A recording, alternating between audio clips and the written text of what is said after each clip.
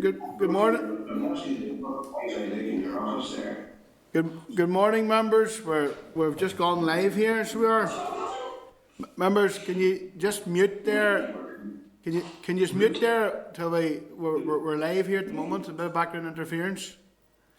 Good morning, everybody, and we have a quorum, so we have. Okay, members, I just want to remind you that in the meeting you can mute the microphones until it's time to speak. That just cuts down on the background noise. And also, I'm on the WhatsApp facility here. If you want to speak, just send in a message here to the WhatsApp group, and I'll know then that you want to speak.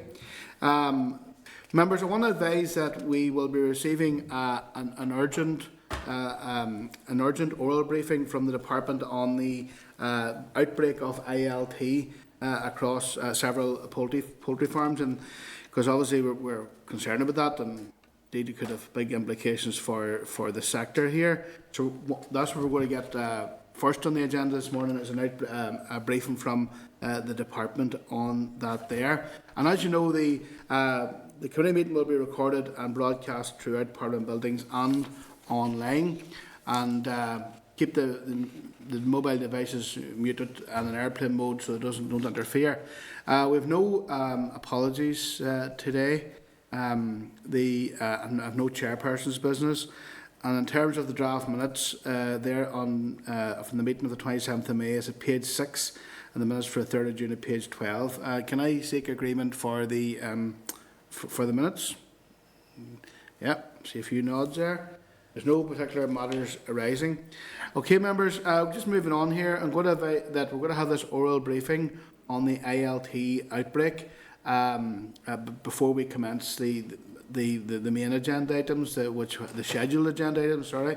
So item 5 now is a departmental oral briefing, and I want to on the ILT outbreak, and I want to welcome by Starleaf Neil Garland, Director of Animal Health and Welfare, Jim Bleed, Deputy Director of Animal Health and Welfare, Gemma Daly, Senior Principal Veterinary Officer, and Ignatius McKeown, the Divisional Veterinary Officer. And I'd like to invite the officials to give us a statement on the outbreak of the ILT on the 16 farms that were reported on the 8th of June, and then members will be free then to ask some questions thereafter. So you are very welcome this morning, and thanks very much for attending at such short notice.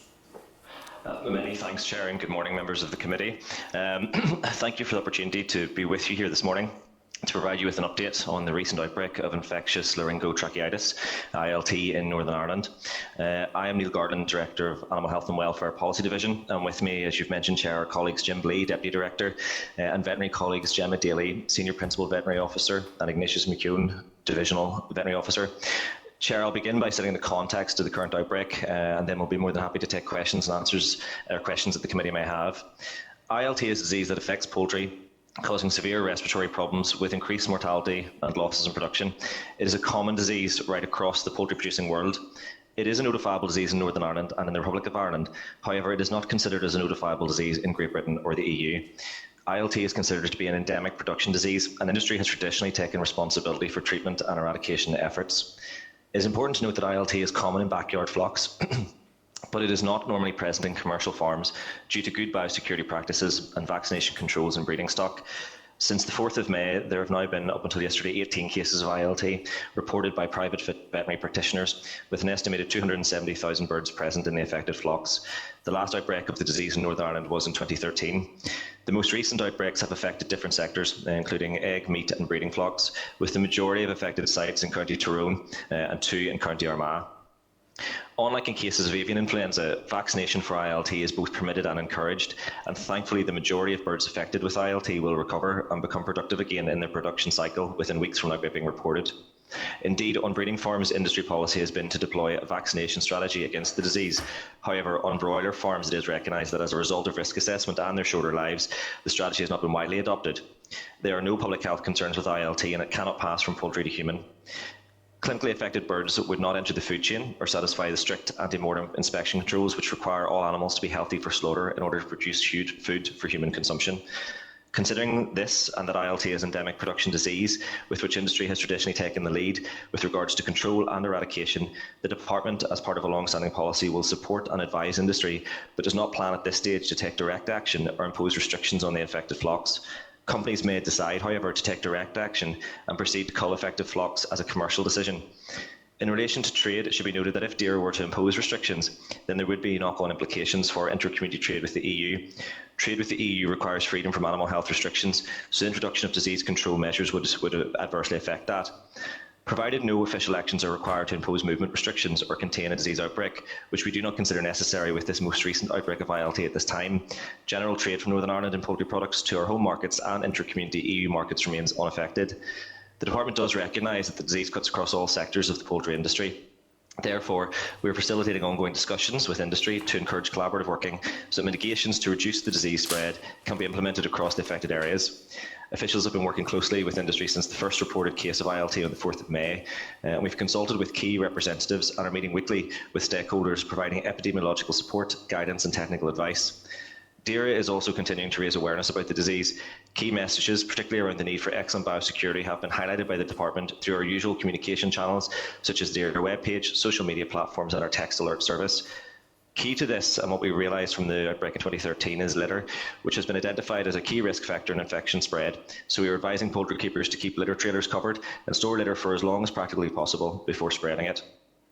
With respect to next steps, the Department, as outlined, has been consulting with industry representatives since the first reported case to offer the support and guidance as outlined.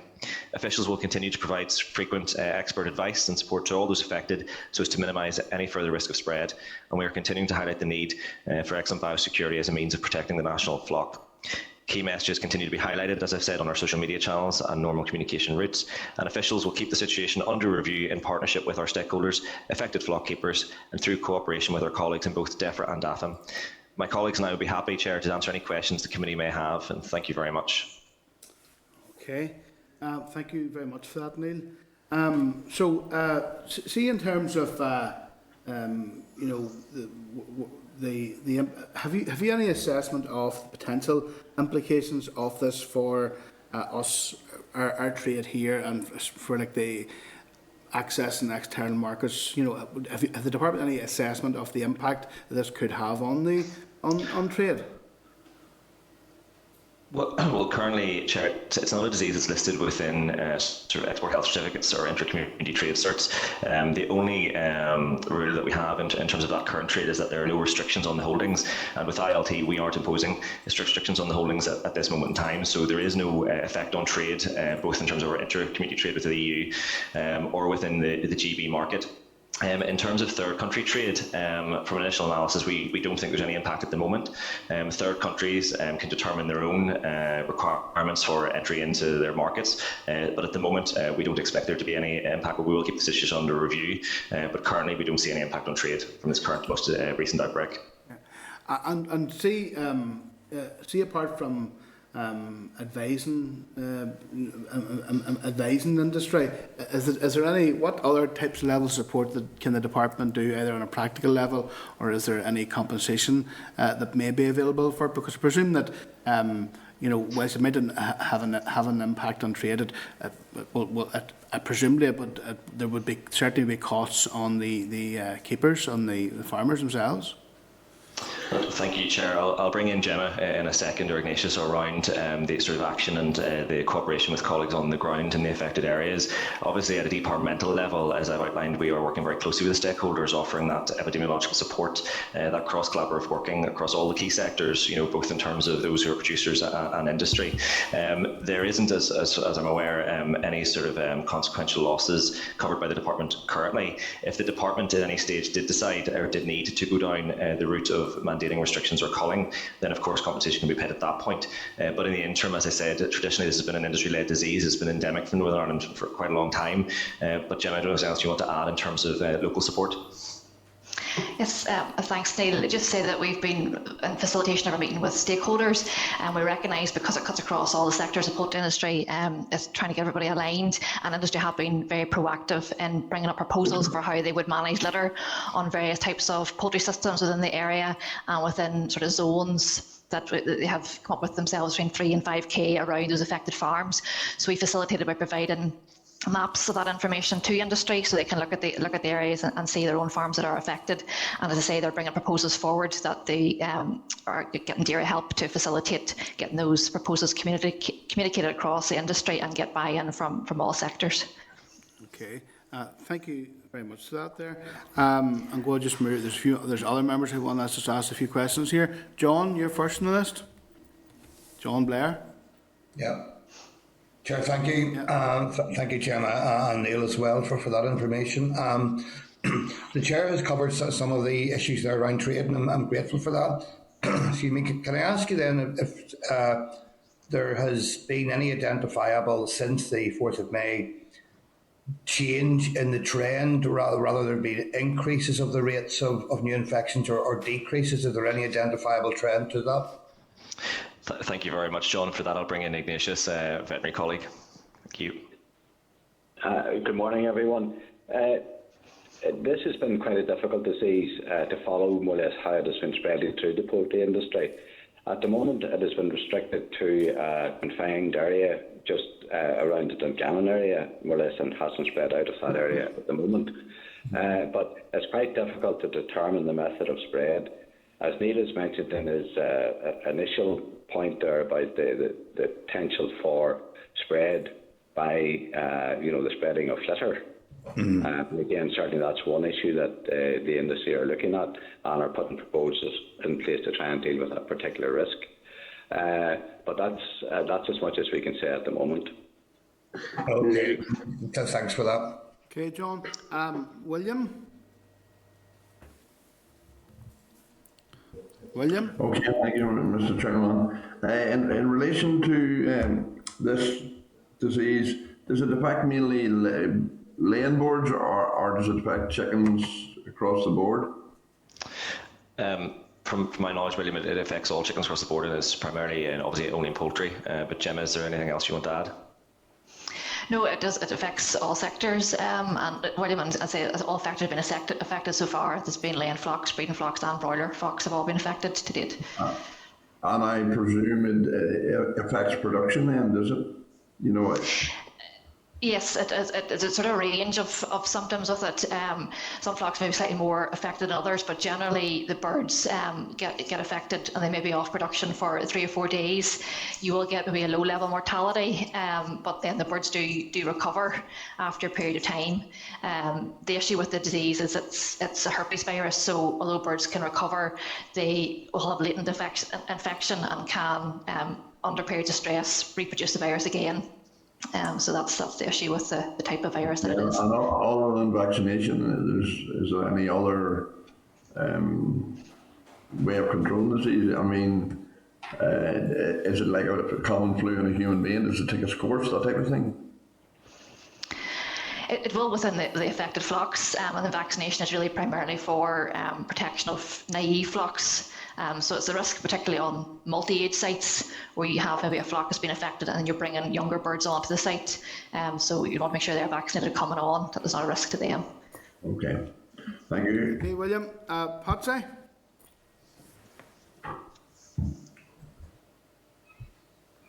Yeah, Chair. If we could just ask, well, a couple of three things. First of all, is the cause of the disease. What essentially brings this disease about?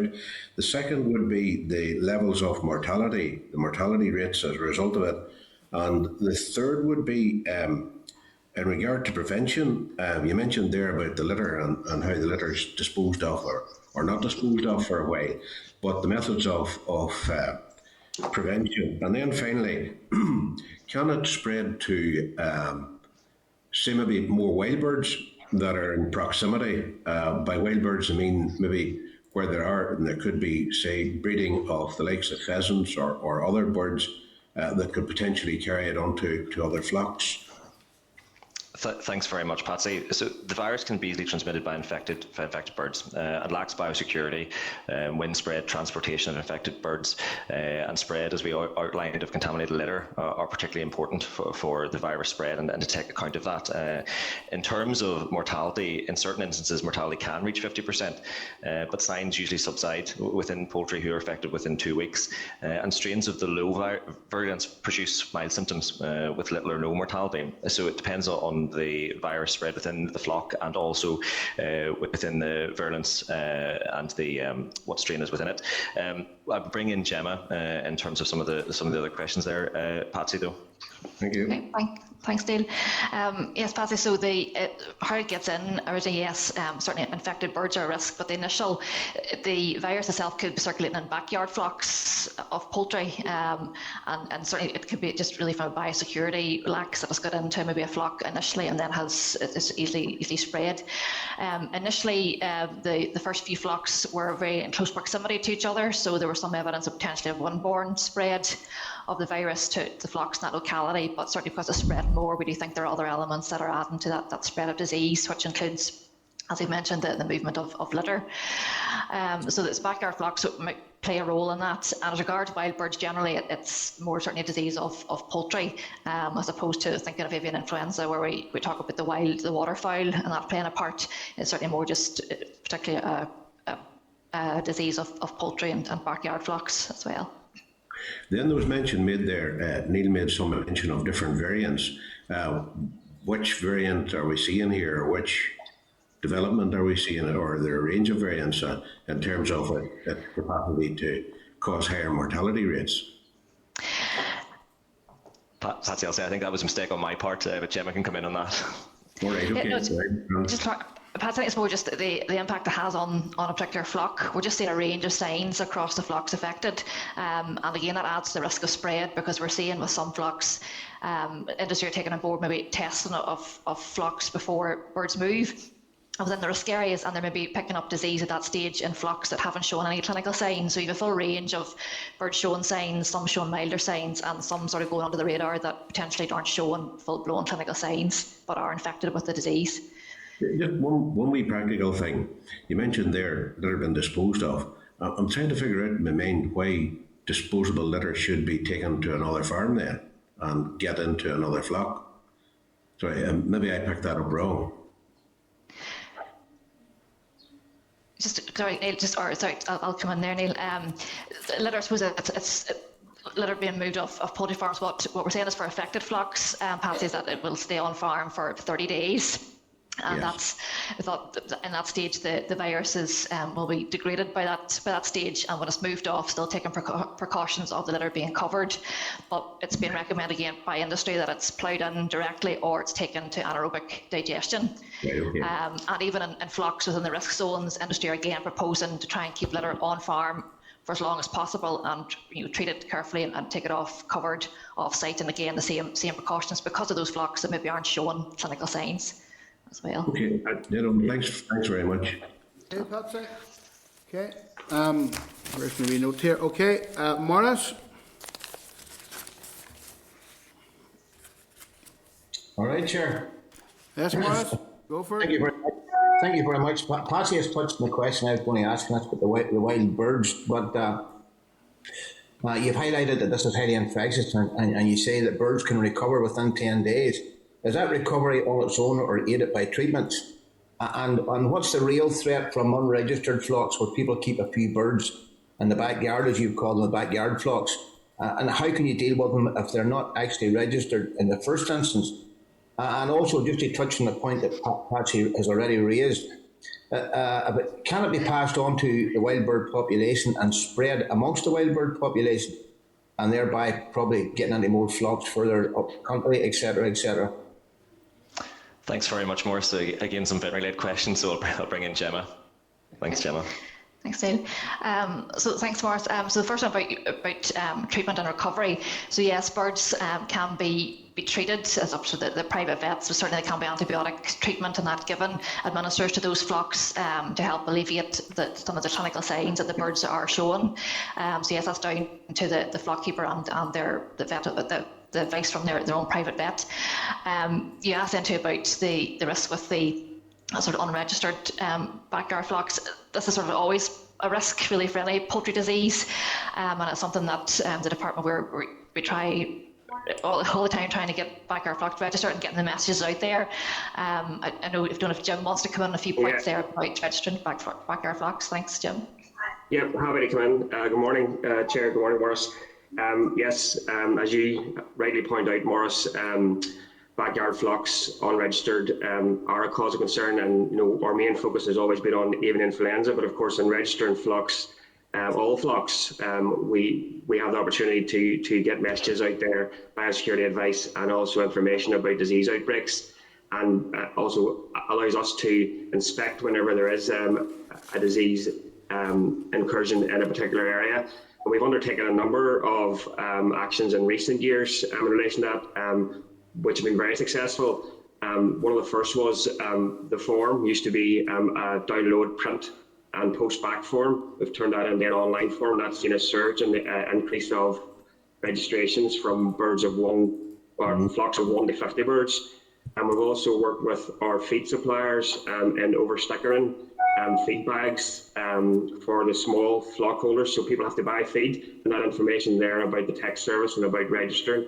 It's also mandatory in Northern Ireland that all flocks register regardless of size, unlike our counterparts in DEFRA or in the GB. And we recently, during the AI outbreak, held some widely attended backyard keeper webinars where our local poultry veterinary practitioners provided expert advice to backyard flocks. It was well attended with over 150 backyard flock keepers attending. So those are some of the actions we're taking to address that. But we recognise, there's always going to be a tail, Morris, that you're not going to capture, and it's that challenge of getting backyard keepers who, recognise that they're part of the agricultural family, even though that they may not see that themselves. Okay, thank you very much for that. You were certainly proactive, so congratulations for that. Just the other wee point about can it spread to wild birds, and what the damage to the population of wild birds if it can spread to wild birds? Well, there certainly will be a lower risk to wild birds, and certainly, as I mentioned, it's really exclusively more disease of poultry. As I said, the risk is really to the backyard flocks, and as reiterating that biosecurity message generally for poultry disease, that trying to keep if people have a few birds and they're going near a poultry farm that they shouldn't be, there should be a certain step quarantine time between they would go near poultry farms. So it's just those biosecurity messages between the backyard flocks and the commercial farms is really key. Okay, thanks very much. Thank you, Chair. No problem. Thank you. Harry? Okay, thank you very much, Chair. Thank you. I'm just wondering, how is it identified? How is an outbreak like this identified? Like, is it reported to the department, or is it came across by inspectors visiting premises? First of all, thank you. Thanks, Harry. The first signs are clinical signs in the birds, and then that is reported normally to the PVPs, who will test for the disease and then notify the department. It is notifiable disease, so the department must be notified, but there is not routine surveillance on that particular disease. It's endemic, as I say, in the population, so no routine surveillance from vets, but if clinical signs are recognised or seen, then they're tested for this disease and then the department's notified. Okay, and there's absolutely no risk to the food chain or humans at all? No, we don't believe that there is. Firstly, the affected birds, there's a responsibility on keepers not to be sending or attempt to send any affected poultry or sick poultry to any of the producers or the industry for food production. There are strict anti-mortem tests done on all poultry going into the food chain. So ILT affected birds wouldn't pass. So no, we don't think there's any risk of affected poultry going into the food chain, and it cannot go from humans it cannot go from poultry to humans. So again, no risk to human health either. Good. Yeah, and lastly, how often would an outbreak like this occur? When's the last time we had something like that, or, you know. Thankfully, not very often, Harry. The last outbreak was 2013, so we've had quite a period in between. And you know that's a consequence of industry working well with the department and industry taking on board the key biosecurity messages. And again, that's one of the key things that we outlined at the start. It affects primarily those in backyard flocks. It's rarely, as we've seen recently, in commercial flocks due to those good biosecurity measures taken by industry. So hopefully, when this is dealt with, we will not see one for many years again. That's great. Thank you, Chair. Appreciate it. Yeah. Rosemary.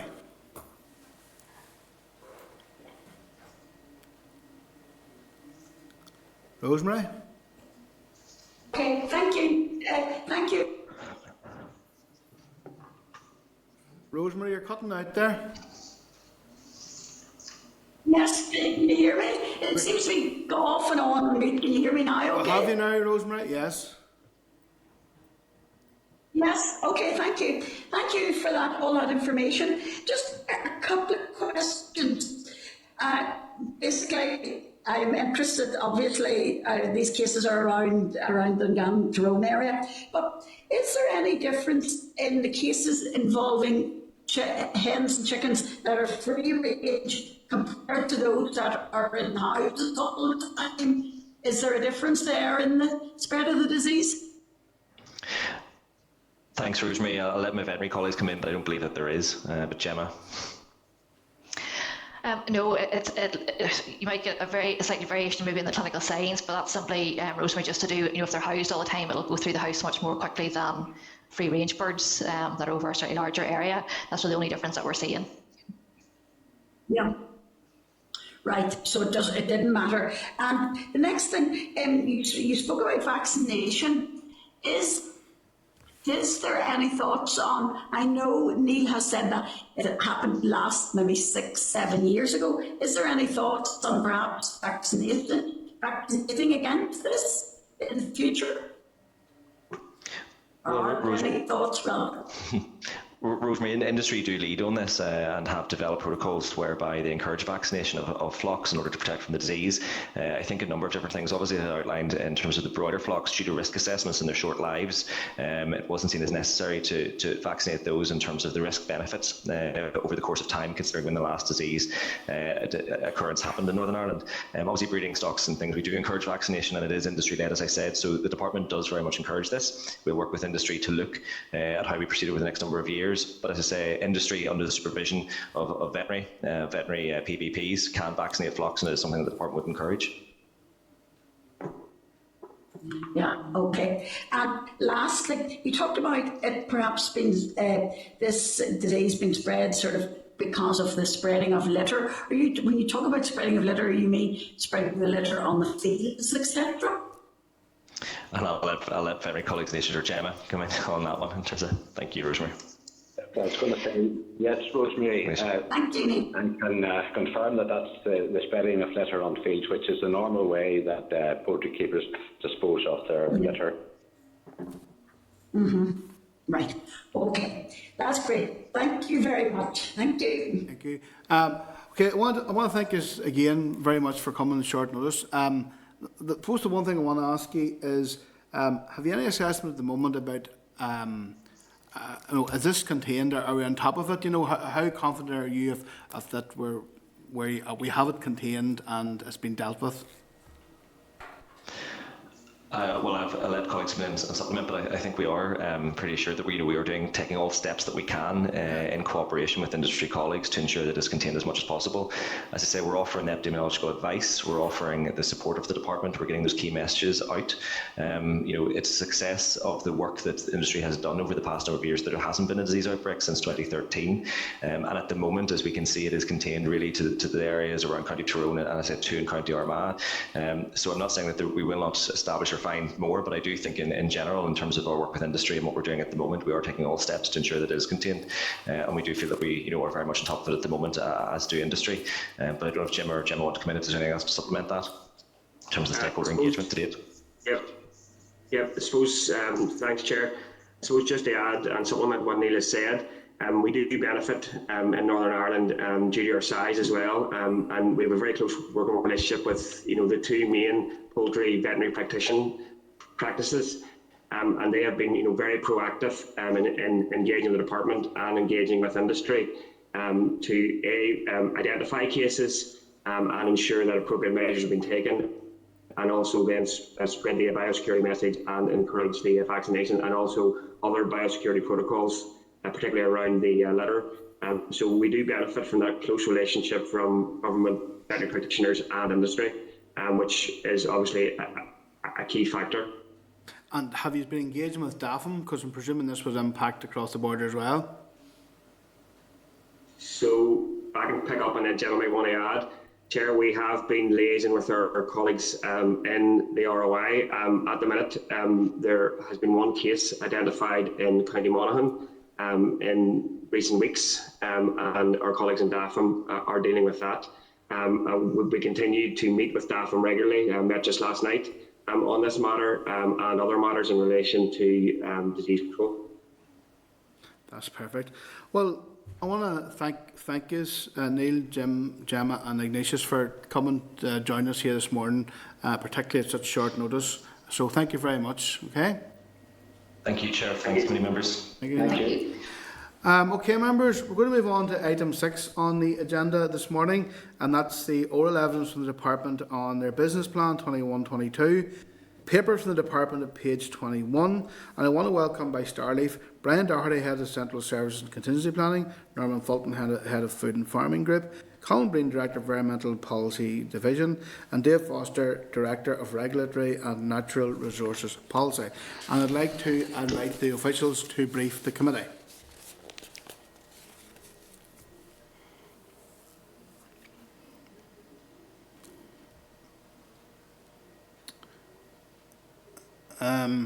You may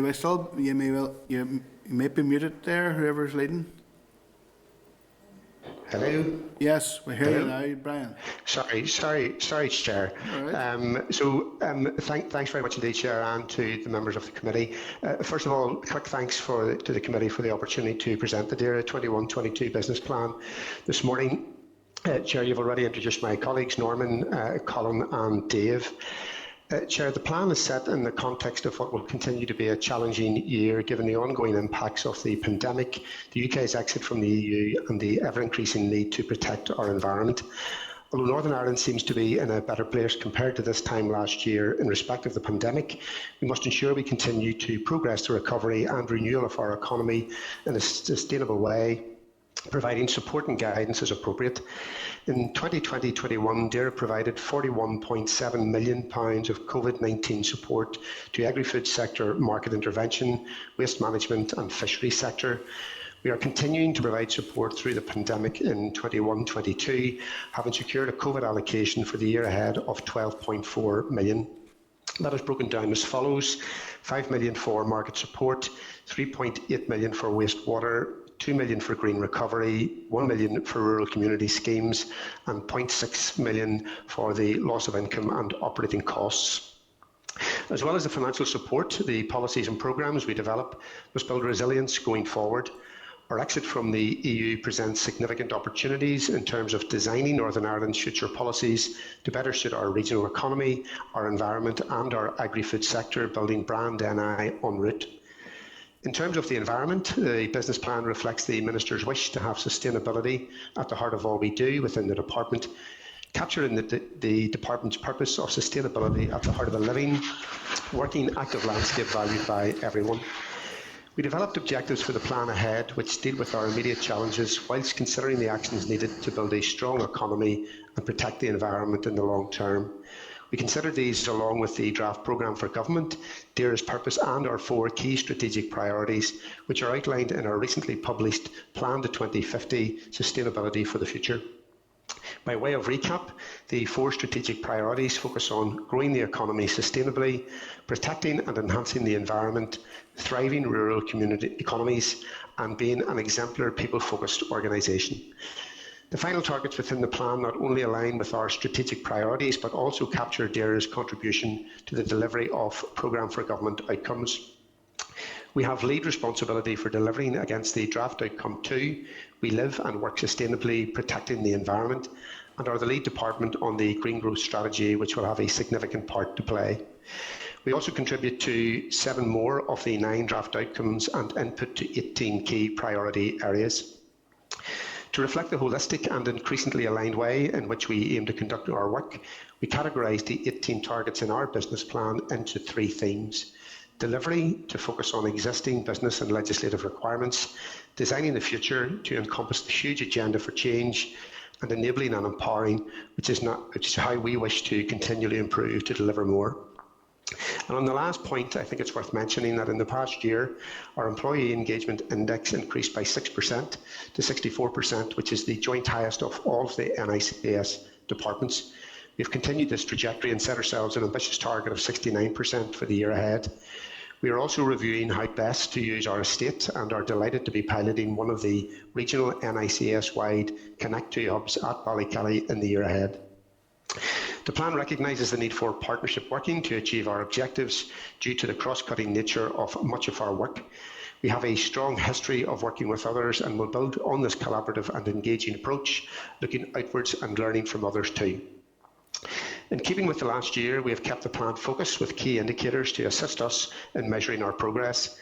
We have a wide range of responsibilities and significant challenges to meet, but along with senior colleagues, I am confident, given the dedication and professionalism of our staff, stakeholders and delivery partners, we have demonstrated over the past 18 months that we will deliver well for those we serve.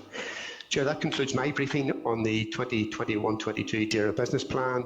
I would obviously welcome the committee's views and, along with colleagues, happy to take any questions. Thank you for that, Brian.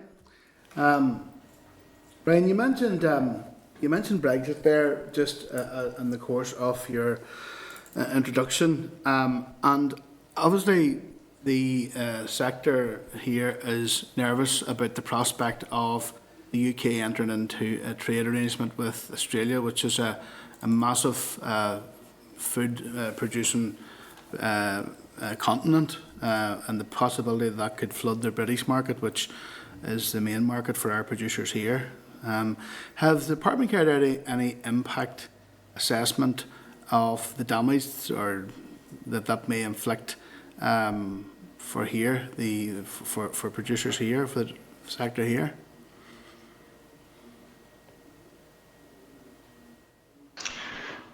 So, Brian, you seem to unmute there, but maybe, Chair, if I could maybe come in on that particular point. The department hasn't actually conducted an analysis of this specific proposal, but we do have concerns, particularly around what we regard as sensitive sectors on the beef side, the sheep meat side as well. So certainly it is a concern in terms of what might emerge from that particular trade negotiation, and we continue to make representations on those concerns into DEFRA. But it is the Department of International Trade that are leading on the negotiations.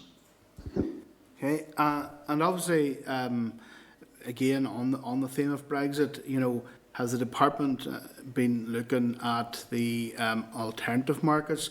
Have they been looking at maximising the benefits that we get from the protocol in terms of our unfettered access to both Britain and the EU? And I suppose the bid for all-island grass-fed beef status, PGI status, is probably a positive example of some of the things that may be beneficial for the industry as a consequence of protocol. If the British market becomes flooded or we can't compete in it because of the presence of large amounts of imported beef from places like Australia and perhaps other continents as well, as this may set the precedent for trade deals. Yeah, Chair, the issue of grass-fed PGI is not really a protocol or trade-related issue, but certainly if we can secure Northern Ireland's access to that particular PGI, then it does open up possibilities for increasing returns from markets. And evidence from Commission research shows that there is a positive benefit from PGI status. So marketing ultimately is an industry-led function. I mean, it is a function of businesses to market, and the department does assist wherever it can in terms of facilitating trade missions, and our veterinary colleagues obviously have a key role in making sure that access to external markets is secured and maintained. Okay, and again, no, in terms of has there been any progress towards a veterinary agreement between the UK and the EU? Because obviously that would be one of the means whereby we could reduce some of the friction between Britain and here. You know, if we had like a Swiss-style veterinary agreement, which would help resolve some of the challenges. Yeah, Chair, that sort of, I suppose, takes us into the current discussions between the UK and the EU. That's a broader issue than protocol. It's effectively that relationship between the UK and the EU going forward, and therefore it's not specifically a protocol issue. Now, if there was to be a veterinary agreement, it obviously would have implications for the operation of the protocol. But I'm sure, Chair, you're already aware that the UK government has been fairly clear on its position around a veterinary agreement of that nature. Yeah, they're opposed to a veterinary agreement. That's correct. Yeah, they're not currently minded to go down that route. And just finally, and sorry, I don't want to hog it too much, but see the fact that we're losing out on the £5 million for the TB eradication, and also we're being netted the 34 million as well.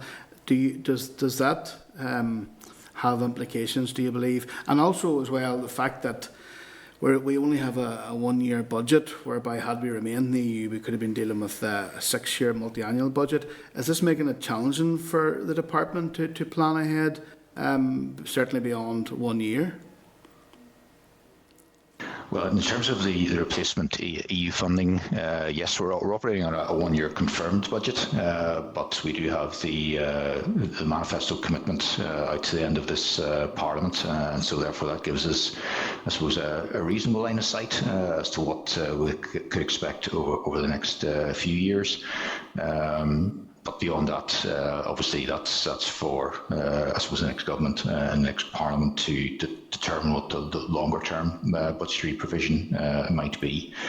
I suppose the other thing I would mention is that under what we have operated to date under Pillar 2 funding, we've always had the N+3 flexibility. In other words, we have that flexibility to basically shift money forward on spent fundings from 1 year to the next, up to 3 years. When it comes to EU funding, we don't have that flexibility under national funding mechanisms. We have to spend in year. And going forward, as we start to develop our new programmes, new measures under our domestic policy agenda, it will make it more challenging to manage those, particularly the multi-annual agreements, for example, on agri-environment, where you have multi-annual contracts, but manage that within an annual budgeting process. But that's the challenge that we simply have to address going forward. Thank you, Norman. And, sorry. I was going to say, Chair. Brian, sorry. I was just going to say, Chair, it's probably maybe also useful to add that we're actually undertaking a budget exercise at the moment. It's a 3-year budget exercise that will be going from 22-23 going forward. So that'll give us a wee bit more confirmation on longer term budgets. That's great. Thank you for that information, Brian. We'll move around the room. John, Blair. Thanks, Chair. I'm grateful for the update on the business plan. Can I ask, though, Chair, we're told as a committee and as members that the Minister is bringing forward a climate change bill. We know for sure that there's a private member's climate change bill working its way through the Assembly. Can I ask what preparation for either of those or both of those there has been made within the business plan, given that we know also that the climate change issue and any climate change act will have an effect across sectors, across departments and across business areas within departments. So, Colin, maybe do you want to pick up on that? Yeah, sorry, can I just clarify, John, what you mean by preparations in this one? Colin, you know I've visited this issue before in relation to the monitoring round and on previous occasions. I am really asking what preparation there has been for any impacts or changes that will have to be made as a result of a Climate Change Act within the various business sectors. Yeah, so I suppose the first thing, say this business plans for 1 year. So either climate change bill, whichever one comes forward, is likely to only come forward at the end of the financial year. So that's worth highlighting. Secondly, either bill that comes through, it's really the start of a process. Climate action plans need created. Neither bill will bring forward any policies to tackle climate change. That will be up to each individual department. So while there are a number of actions ongoing in DAERA and other departments to reduce emissions, there aren't any, there isn't a clear path set out from this bill as to exactly how we get to whatever target may end up in the final piece of legislation. So it's probably not appropriate at this stage to set out an exact pathway of what we're going to do, because we need to know what the target's going to be, what the mechanism's going to be. So in terms of what way are the carbon budgeting system going to work, what way are the climate action plans going to work, because the two bills, the proposed Minister's Bill and the private member's bill is currently going through, are quite different in the way that they aim to achieve certain things. So really there's, it's still at an early stage in terms of what we're going to do, but I think that's about all I can say at the minute.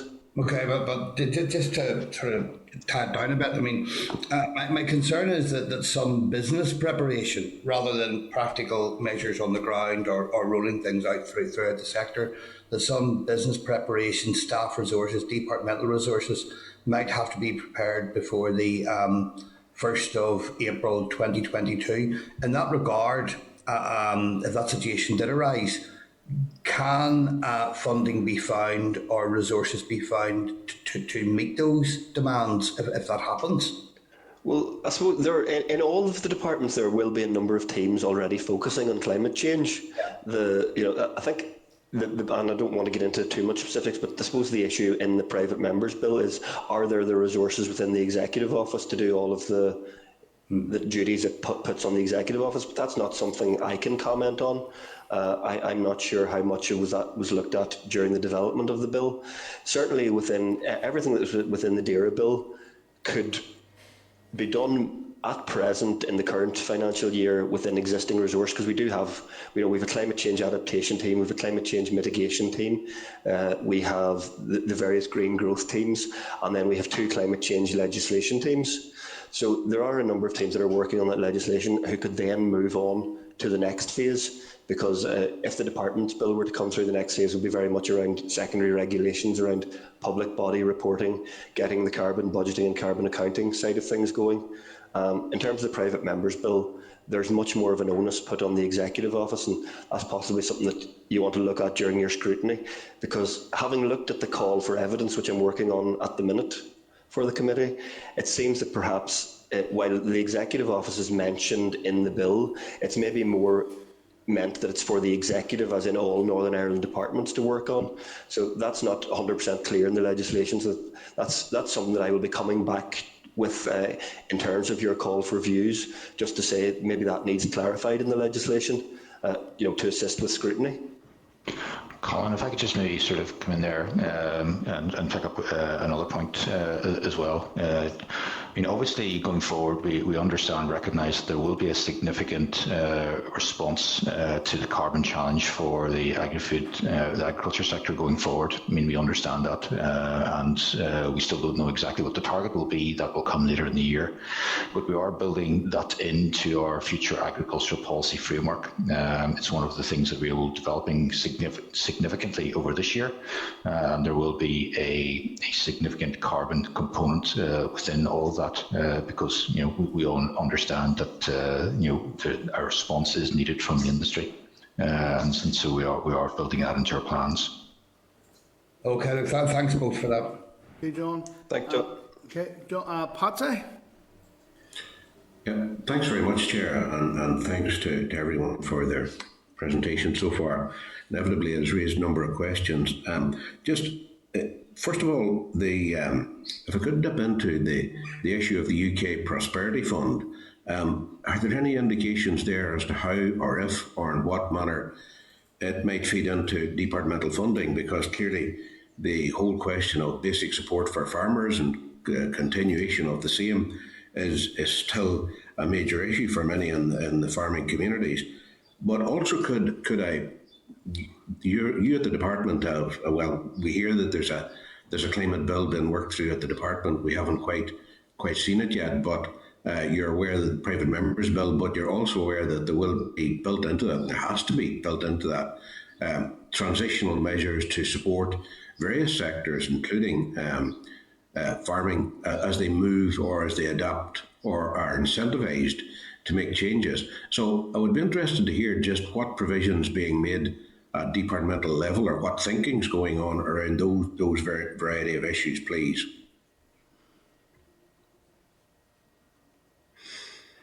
So I wonder, there's two things there, Patsy, you've probably just picked up on. In terms of the UK Prosperity Fund, Norman, is that something you could maybe pick up on? Yeah, well, I suppose from a peripheral sense, the Shared Prosperity Fund is, I suppose, flagged to be the replacement for some of the structure funds. And there is an earlier version of it happening this year. Can't quite recall the name, but in preparation for, I suppose, longer term plans around a Shared Prosperity Fund. From what we understand, and there's relatively little detail yet around all of this, is that is a UK-wide fund, so different in how it would operate compared with the structure funds, which were dealt with at regional level. So that's still a little way back. In the sense of having full line of sight on that issue. Okay. Okay. Sorry, the second though, Dan. Yeah, maybe just. That would be myself, I believe. So, if I'm right, you're asking Patsy what sort of plans we're making to build in a just transition into a whatever climate change bill. So I suppose the first thing to say really is, the department's bill is now with the minister, with the explanatory and financial memorandum, etc. So he will be aiming to get that tabled at the executive quite soon. That's based on the balanced pathway outlined by the CCC. So we have economic impact assessments done, and we feel that there is a way to get to that balanced pathway without the excessive costs. The private members bill, we can be less sure and less prepared, because the CCC advice has said that there's no credible pathway to get to net zero by 2050, and they had, I think you're speaking to them later, they'd also said that to get to net zero by 2045 will likely involve the purchasing of carbon credits from elsewhere in the UK. So those are issues which the department hasn't been looking at, because we're still trying to get the narrative across to the committee and the assembly that this it's not the best use of public money to do things like buy carbon credits or put large-scale engineered greenhouse gas removals in Northern Ireland at an extra cost of £900 million per annum, for example. But as Norman said, we're working with the agri sector, for example, to move towards a lower carbon, but we still advise strongly that the at least 82% target, as advised by the Climate Change Committee, is the right target to go for, and the one that is most likely to give a balanced pathway and a proper just transition. Okay. Chair, if I could, just one brief point. You referred to it earlier about the whole question of Brexit and the situation we're in now with access to the single market. And Brian referred earlier there to the opportunities. I would like to just establish, because this is after all a business plan, what opportunities are being identified, particularly on the UK, or sorry, on the EU mainland, with access to that single market, and also what collaboration or coordination is ongoing with InvestNI, because I'm hearing InvestNI are particularly busy at the minute, and some of their client companies are exceptionally busy. So I just want to make sure that both departments are availing of any opportunities that have arisen or are arising in more recent times. So I was going to say, yeah, Norman, I know, and his team have been engaging with InvestNI. Patsy, maybe he might just pick up on that.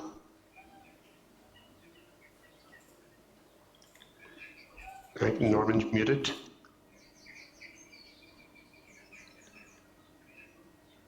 Norman? So Patsy, maybe I'll just pick up on it. Clearly, it's important that not only do we work with InvestNI, but other departments, including colleagues in DFI, to maximise some of the opportunities. And given that we're only out of the EU since the beginning of January this year, those opportunities in many ways have still to fully manifest themselves.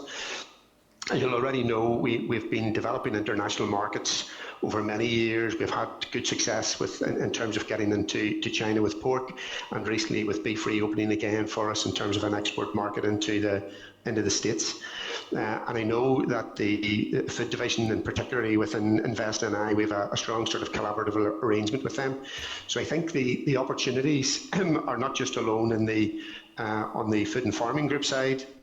There's also opportunities that we need to maximise around the environment, and I know that colleagues like Colin and others will be trying to do that on not only in a sort of Northern Ireland, UK, European and global basis, but that will develop over a period of time. But the department in itself cannot fully maximise all of those opportunities.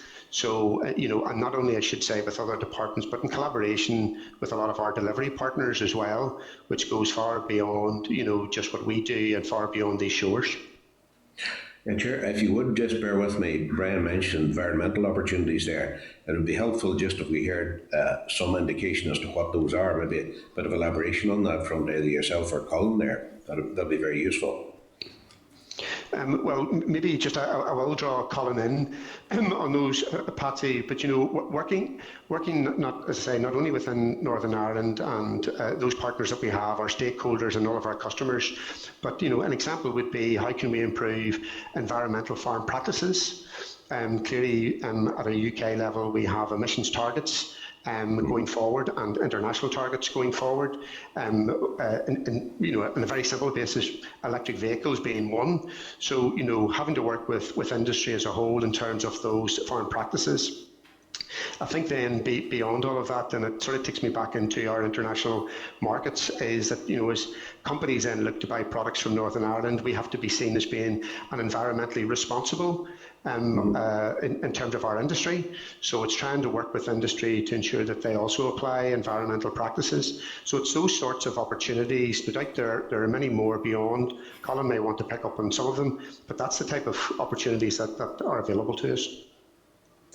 Yeah, I suppose I'll just add to that, really, to say that climate change has been probably the best one to draw us together on a global stage and get us all talking, and the knock-on benefits for all of that in terms of water quality, air quality and all of those other things.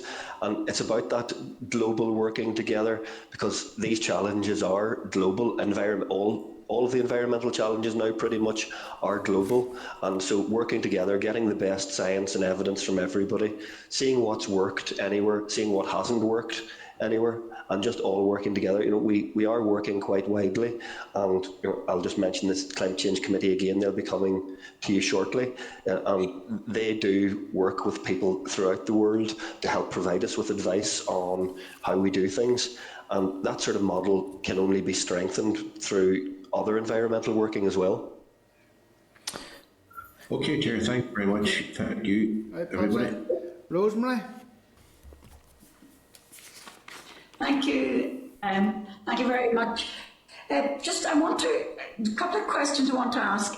You mentioned the two bills, Colin, perhaps that made, or one bill is obviously in progressing, or one, and the other may be coming forward. Will one supersede the other? Yeah, so we had this conversation a couple of weeks ago, Rosemary. It's a very complex situation where there's nothing to stop Northern Ireland having two bills on the same subject going through at the same time. Where certain things are legislatively incompatible, the newer version supersedes the older one, but that's not as simple as saying, oh, they're both on climate change, therefore the newer one overtakes the older one. That's not the case. It's where two things are very similar, but one isn't quite the same as the other. So our bill, which the Minister has received very recently along with explanatory financial memorandum, etc., will be discussed at the Executive. The aim with the Minister is still to introduce that bill. Then the two bills may go through passage at the same time, and it would be up to yourselves in the committee to scrutinise our bill in the context of the private member's bill and say whether there would be amendments needed. It's a massively complex situation, but there are, I have got some legal advice on it, and there are elements that could end up, if they weren't properly amended during consideration stage, there are elements of both bills that would be enacted.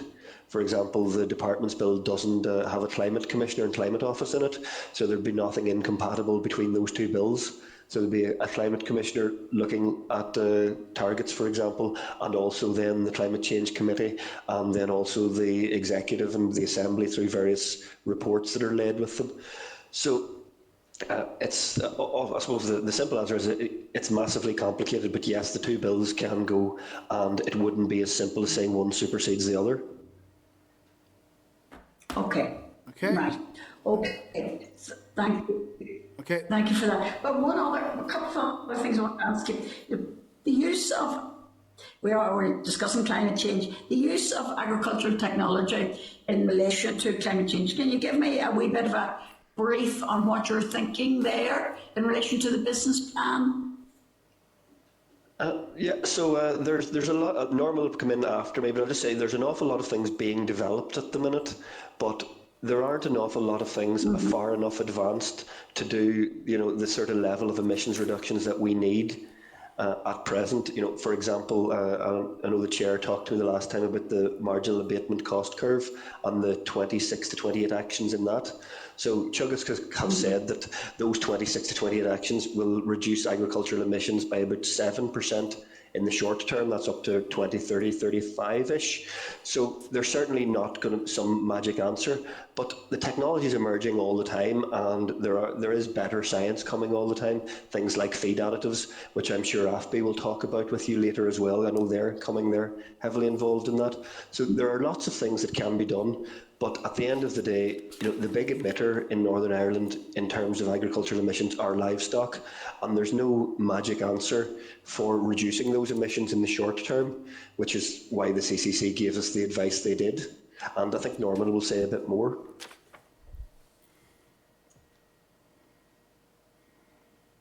Oh, I don't think Norman's headset's working. So. Okay. Okay. Thanks for that. I'm going to have to move around till William. Okay, thank you, Mr. Chairman. And can I say I broadly welcome the Dear Business Plan. There were many anomalies in relation to Brexit. There was widespread fears that prices would collapse.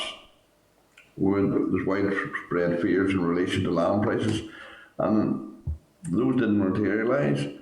And indeed, some of those, for instance, land prices have been at the highest levels probably ever. So, have you any reason for that? Or is it proof again that market trends are very difficult to judge? That's one question. The other one would be in relation to climate change. Would you accept that farmers will need financial support if they're going to adapt and change and play their part? There are many issues. Many old farm buildings are 50, 60 years old and by their working life, so I think it's going to be important that there's support and help for those farmers to adapt and change and reduce emissions. And I think the department needs to be proactive looking forward in relation to that and look at the best ways that can be done. Is the department currently looking at those issues?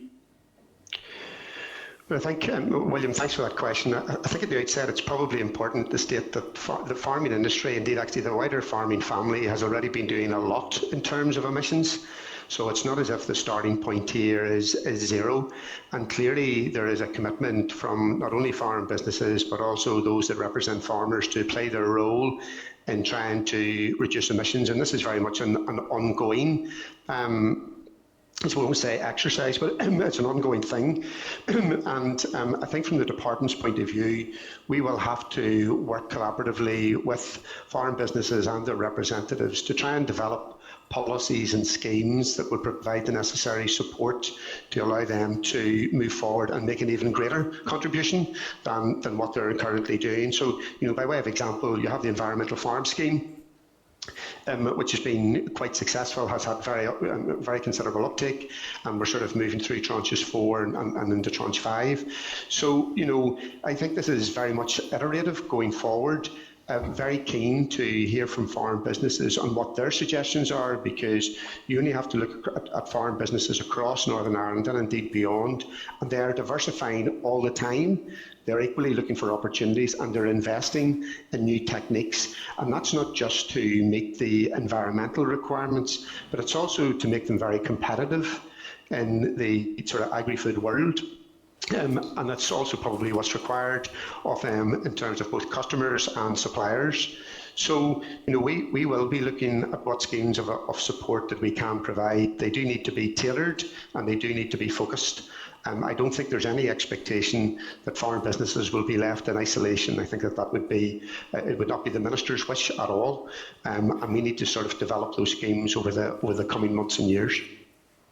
Yeah, I appreciate that, and the farm environmental farm schemes have been very good and helpful in regard to that. And as you've said, I mean, I'm a farmer all my life, so farmers want to play their part and want to do what they can to help. But I think it's vital. We have a thriving industry in Northern Ireland, agri-food industry, and it's vital that we try and protect it as best we can moving forward, and at the same time reducing emissions. Absolutely. Thank you. Thank you, William. Claire? And just picking up on that global trade and global markets issue that was being discussed there as well, just in relation to carbon and climate. Can I just ask, if Northern Ireland produce is not labelled as net zero, will that be a problem for us in being able to sell to sort of global corporations or other states and countries who have that either in legislation or in strategy? So, can I start here, Brian? Or did you want? Sure, no, that's okay. Go ahead. I was just going to say, Claire. So I know I keep sounding like a broken record almost, but Northern Ireland, setting all politics aside, is still part of the UK, and we're feeding into the UK net zero.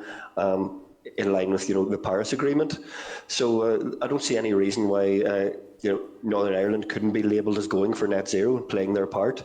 Let's say Yorkshire, for example, had beef and they were producing it.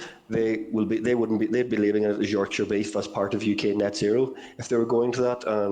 So I don't see any difference between either of those things. We're playing our part. We're just producing more food in our region for the other regions, and they in turn become sinks. That's essentially the basis of UK net zero. okay, thanks for that.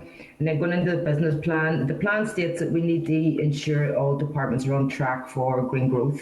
And I note the last DAERA update on the green growth, officials told the committee that the Green Growth Interministerial Group included infrastructure, communities, economy and finance, with the hope of having other departments involved. Has any movement been made to get the other ministers and departments involved? Well, we have been working, as you know, Claire, across a range of departments and also, of course, a number of other partners. And there is a commitment from the executive with regard to green growth. And I think that as you see business plans coming forward, not only for this year, but in subsequent years, you will see, or I would be surprised if you didn't see elements within all of those plans with regard to, how they're going to contribute to what is a very wide issue, so way beyond the public sector in its broadest sense. In terms of that membership, I think it will continue to grow as those individual departments who are currently not in there have a particular focus on green growth issues. So, this is very much at early stages, I would suggest, and we will see that all of the departments, and as I say, the executive has given a commitment on the green growth strategy. Okay, thanks. And then under target 9, DAERA say that they will publish an agreed food strategy framework for Northern Ireland. Have you any more detail on that? Or has any work been done so far with it, and what other departments will be engaged with, etc.? I don't know if Norman's back online yet or not.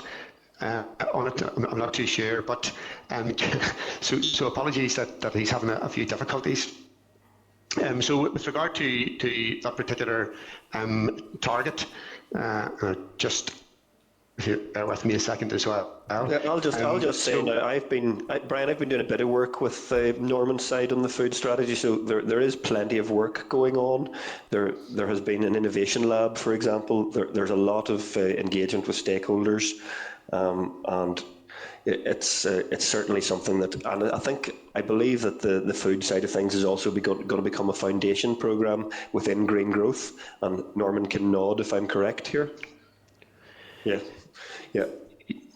Yeah, so I think maybe just to add to that, Claire, we have been facilitating the early exploration of a future food strategy framework for Northern Ireland, working collaboratively with colleagues in the Department for the Economy, and clearly they have a very major interest in economic aspects of food. And scoping work to date has highlighted that food potentially plays a role in almost all of the 14 strategic outcomes in PFG. I understand that one of the key findings was the need for an enhanced collaborative approach across all of the departments to address the challenges and probably to maximise whatever the opportunities are. So, the proposed food strategy framework will be progressed under the governance of the Executive's multi-decade green growth strategy and the delivery framework, and that will also have oversight from the Interministerial Group for Green Growth. Thank you. Okay, Claire. Okay. So just before, I just want to pick up on that, just on the food issue again. And then again, this relates to sort of what the question Claire asked a while ago as well. See the fact that virtually all of the food that we produce here is of mixed origin. Food is processed across the island of Ireland. Is there, do we have a definitive answer if part of the island is producing food which is not, if part of the island hasn't reached carbon neutrality and our part has, given that the food is mixed origin? We import 400,000 pigs from the south and we export about 500,000 sheep. Surely there's bound to be some implication, not even for the north of Ireland, but for the island of Ireland, if part of the island hasn't reached carbon neutrality at the same part as ours, because our food isn't processed. We export to Britain, that's good enough, and okay, constitutionally we may well be part of the UK, but in all other terms, in terms of being on a single epidemiological island and our food production, then surely there has to be some implication if both parts of the island aren't at the same levels of carbon neutrality. So, Norman. Norman's still having a few difficulties, I think, there with his microphone. I don't know, Colin, is there anything you want to pick up first? Yeah, well, I suppose, I'll not go through the whole UK thing again. Really, I suppose the thing to say here is, at present, Northern Ireland are much further ahead on emissions reductions than the Republic of Ireland, so that can't be forgotten about. Yes, there's possibly a more ambitious target in the south of Ireland at present, although I had highlighted the difference between carbon neutrality and net zero at my last appearance. So all we're saying is, we're currently Northern Ireland are in a better emissions reduction trajectory than the Republic of Ireland. So at present, I see absolutely no issue. And I think, the South of Ireland are relying very much on emerging evidence, emerging science, as we are. All we are doing is saying, from the department's point of view, that we are putting a target in the bill that's currently credible and achievable, relying on current science that's available.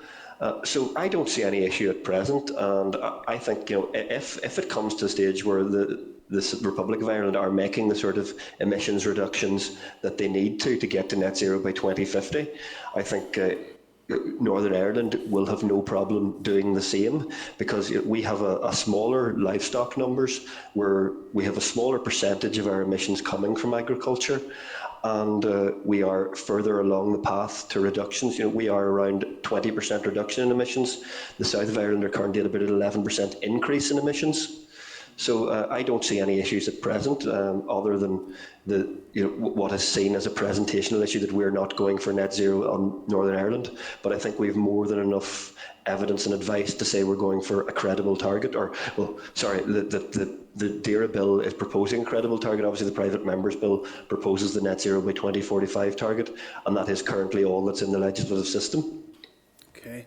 Well, thank you very much for attending this morning, Brian, Norman, Colin and Dave, and no doubt we'll be engaging with you as in the time ahead. So thank you, folks, and hope you have a nice day. Okay. You too. Thank you. Take care now. Okay, members, we're going to move on now to item 7, and that's an oral evidence session on the climate change bill from the UK Climate Change Committee. And I want to welcome by Starleaf Lord Dibben, the chair of the UK Climate Change Committee, and Thomas Andrew, the senior analyst of the Climate Change Committee. And I'd like to invite Lord Dibben and Thomas to brief the committee, and then members will ask some questions afterwards. So you're very welcome. Well, thank you very much. I will be short in my briefing, simply because you have a time constraint, and I'll do my best to help as far as that's concerned. First of all, the Climate Change Committee is very clear in the basis upon which it operates. First, it is absolutely determined to make sure that its findings and its recommendations are based on the science. And therefore, we have a reputation internationally for being entirely reliable. The second thing is that we are not prepared to advise people to do things which we know they can't do, because otherwise we won't be accepted by those who have to implement our policies. So when we set the net zero target, it was in response to the United Kingdom's government's request: could we reach net zero? By when could we reach net zero? And what would it cost? So that's what we did. We said, yes, we can. We'd like to do it as early as possible, but we do not believe it can be done sensibly until 2050. And then we can do it at a price which will be somewhere between 0.5% and 2% of the gross national product. That has since been revised as we have done much more work on the costings, and we can say that it will be about 1% at most, maybe less than that. So in looking at the whole of the United Kingdom, we are committing to net zero in 2050. But as for the constituent nations of the United Kingdom, each has a different problem, each has more or less opportunities. It will all have to add up to net zero, but it is perfectly reasonable to say that the Scots feel that they can reach net zero by 2045. The Welsh were originally thought not to be able to do it until after 2050, but we now see that they can. And then we come to look at Northern Ireland. And as far as the Northern Ireland is concerned, what we have recognised is that the particular problems mean that it cannot reasonably be sure of reaching net zero by 2050, but that it can do 82%. Now, that's a very tough demand. Don't for one moment think that we're asking something small. And secondly, because we do it in this way, we are expecting you to reach it. It's not a kind of hopeful wish list kind of figure. It is a necessary part, because as somebody said in the previous session, which I was privileged to be able to watch, somebody said there very, very simply that what this means is this is a whole United Kingdom decision, but it means other parts of the United Kingdom are going to have to make up for the bits which will be more difficult for the North of Ireland to deliver. So if in Northern Ireland you then face the issue of the relationship between the Republic and yourselves, then I think one has simply to say, you are part of the United Kingdom. That is what you have chosen to be. And as long as you're part of the United Kingdom, it's the United Kingdom net zero by 2050 to which you contribute. Now, I know there are all sorts of other difficulties which arise, particularly since we have left the European Union. But the fact of the matter is, it's in that context that we have said what we've said. And I want to say, I'd love to be able to get net zero in Northern Ireland by 2045. But I would be untruthful if I said you could do it. I absolutely truthful to say you can reach 82% by 2050, but I also have to say that is going to be extremely hard. You'll have to work very hard on it, and particularly the farming community, which, as you know, I have a particular interest in as a farmer myself and former Minister of Agriculture.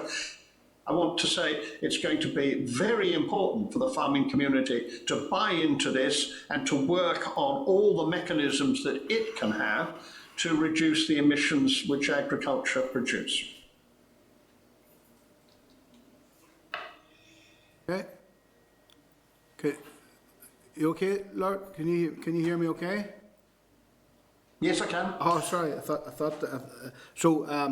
Okay. Thanks very much for that presentation, Lord. Do you want to add in there, Thomas, or are you okay? Are you coming after? Or? I think I'm just providing sort of technical support here today, so right. I'll let Lord Stephen do most of the talking today. Thank you. That's perfect. No problem. He's there when I forget the facts. No, that's okay. I suppose it's just drawn on the last comments I made there that you were listening into. I think I know. Okay, I hear what you're saying, that that I suppose constitutionally this part of Ireland is part of the UK, right? But from in all other ways, particularly in relation to food processing, we're part of the island of Ireland. And even if we look at in the energy market as well, the experts within the energy market are saying the best way to reach net zero in that sector is to look at it on a single island basis. So why do you not think it'd be better if we should be looking at this on a single island basis? And indeed, because we're the same island, we have far more the same characteristics. Land patterns, farming patterns, where food production is produced completely across the island. Wouldn't that make more sense to look at that as an island-wide basis as opposed to this part of the island as part of the UK contribution? Well, you you tempt me in a very dangerous way to move into the two most contentious things we could talk about, which is Brexit and the relationship between North and South of Ireland, and I'm determined not to get into that. We just have to live in the world we have created for ourselves. We've created for ourselves a divided Ireland, and we've created for ourselves a United Kingdom outside the European Union. My own views on both those subjects are well known. They're well known about Brexit. But the fact of the matter is we now have to live with it. And therefore, what we are proposing is the United Kingdom answer. The Republic will be proposing the European Union answer, and between us we're going to have to work out the cross-border issues, which you're perfectly right to point to. And it's also perfectly right that much of the agricultural activity in both parts of the island are very similar. So no doubt this will be a very important element in the work that you do to try to make sure that you work together in the most effective way. But I have to deal with the politics as they are, and not with the politics as either I or you or anyone else would like them to be. So in those terms, I have to advise you as part of the United Kingdom that you can manage, if you work really hard, 82%. I am not advising the Republic government, nor do I know what advice they've had, nor how they have worked out that they can reach net zero in 2050, because none of that information is available. Okay, I hear what you're saying, but I should say one thing is that I don't believe that we have actually created a divided island. There are decisions made historically which has resulted in that, and indeed our decision here in relation to Brexit has been overridden by effectively the English decision on Brexit. But I don't want to go. I don't want to talk. Certainly don't want to talk politically. But I think it's really important to point out that historically and even preceding partition, food processing has always existed across the island of Ireland. And indeed, we have situations, even in my own constituency, where there's farms where one side of the field is in the south of Ireland and one side of the field in the north of Ireland. And to just implement a very rigid approach, this is part of the UK and that's all we can do about it, it doesn't make sense on the ground. And we're just after the very first briefing we had this morning was to do with an outbreak of diseases amongst poultry, and again it straddles the border between County Tyrone and County Monaghan because we live on one island, notwithstanding the politics of all that there. So again, I still, I do believe that, many do believe that it would make more sense that this is looked at from an island of Ireland point of view. And I should also say that if we're looking at a situation where England, Wales and Scotland are moving towards carbon neutrality by 2050, there is a constituency, a large constituency of people here who feel that we'll end up in a situation where the environment in the north, its air quality or soil and water and will be worse off than in Britain, and they don't feel that that's fair. That the north should be worse off than Britain. Effectively, what critics are saying that as a consequence of the north being a food-producing region for Britain, that we're just going to be left effectively as a carbon dump with different targets and different air quality than other parts. Well, I understand that, but what I don't understand is why it would make it easier for you to accept a target which we know you can't reach in the present circumstances. Now, should we have significant breakthroughs on ways of reducing emissions from agriculture, should we have new ways of ensuring that we have sequestration much more widely, let's say, for example, an area in which I'm particularly interested, which is sequestration by the oceans around the islands of of Britain, then we would obviously change the target.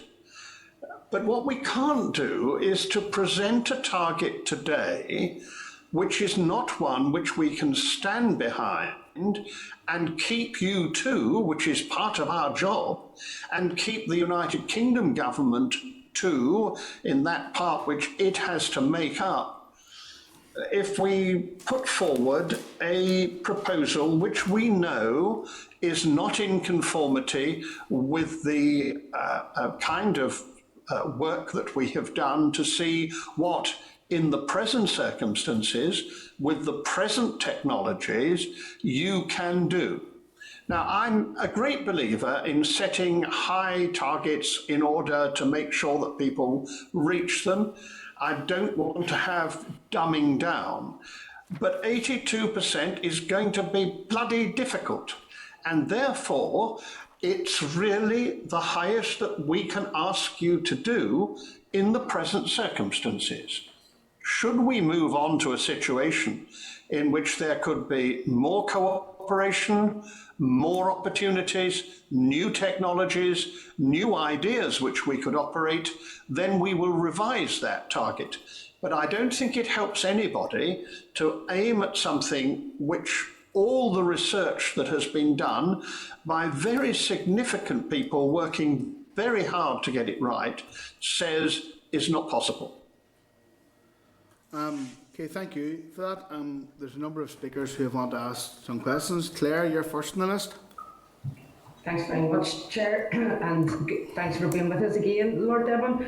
I just want to pick on that. Your 82% target, I fully understand, and you're saying is based on current systems and present circumstances. And obviously then the UK government have committed to net zero by 2050. And I'm just wondering then how you would advise a government who has passed legislation for net zero. And the question was how we get there and not whether a net zero by 2045 target is set. So if we're basing our projections on current systems and present circumstances, but we know that we have to shift far and fast, and the question was how and not whether, how would that work out? Well, first of all, we have advised the United Kingdom government precisely on the question of could they get to net zero and what is the earliest date they could do it. And that is what we have said about 2050. Now, if the government said to us, we want to reach net zero by 2040, let us say, we would have to say to them that there are a series of things which cannot be put into order in current circumstances to enable you to do that. I wish we could. No one is more aware of the absolute and serious urgency of doing everything we can do to keep the level of climate change, the level of heat below 2 degrees and as near to 1.5 as is possible. I am totally on your side. I very rarely find myself out of line with what the Greens want to say on these matters. But I do have a proper and statutory job to say that I don't believe that Britain as a whole, the United Kingdom as a whole, and the United Kingdom could do this more quickly than 2050 under current circumstances. Now, we have put in all our documentation a mechanism with showing what would happen if everything were on our side, that if new technology came in and there were no drawbacks and it all worked together. And that shows that we could do it very slightly earlier, but everything would have to be on our side. Now, I've run businesses all my life. I believe very strongly in achieving ends. I want to win. I don't believe you achieve ends by telling people that they can do something which you know they can't. I do believe that they may be able to do that if you get them on the route to do something they know they can do, and you then apply any new information, any new technology, and you give them the opportunity of doing better. And that's exactly what we would do. It's the real thing for me is, how do we get even 82% done? Because people have got to believe in themselves. They've got to know they can do it. I can assure them they can do it. I can work with them to do it. I can push the Northern Irish government to make sure they do it. And after all, there are lots of things I'm going to have to push them on, if I may say so. And you and I may well find ourselves doing the same thing. But I don't think you can do it if you ask an Ulster farmer to do something which he knows he can't do. And that's why I've got to stick to this. Claire, sorry, Claire, unmute yourself. I am, yeah, can you hear me? Yes, Claire. Well, now I can, yes. Sorry, apologies. So what happens then if the UK government decides to increase their climate ambition ahead of COP, or maybe at COP, or something comes out of COP, and they want to go further, go faster? Would the CCC be recommending that that's just not achievable and it's not possible? Well, we'd have to. We are the official advisors. That's why they have accepted the sixth carbon budget.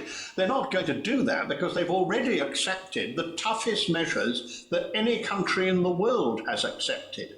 And we do have to recognise that. I mean, I am well known for being pretty critical of the government, but I have to say, accepting what we have proposed to them means that the United Kingdom is now actually accepting a programme which is tougher than anyone else's. Now, that I think it has to do, because it can't reach net zero by 2050 unless it does that. And what I spend my time doing, actually, is bringing ministers' feet to the fire.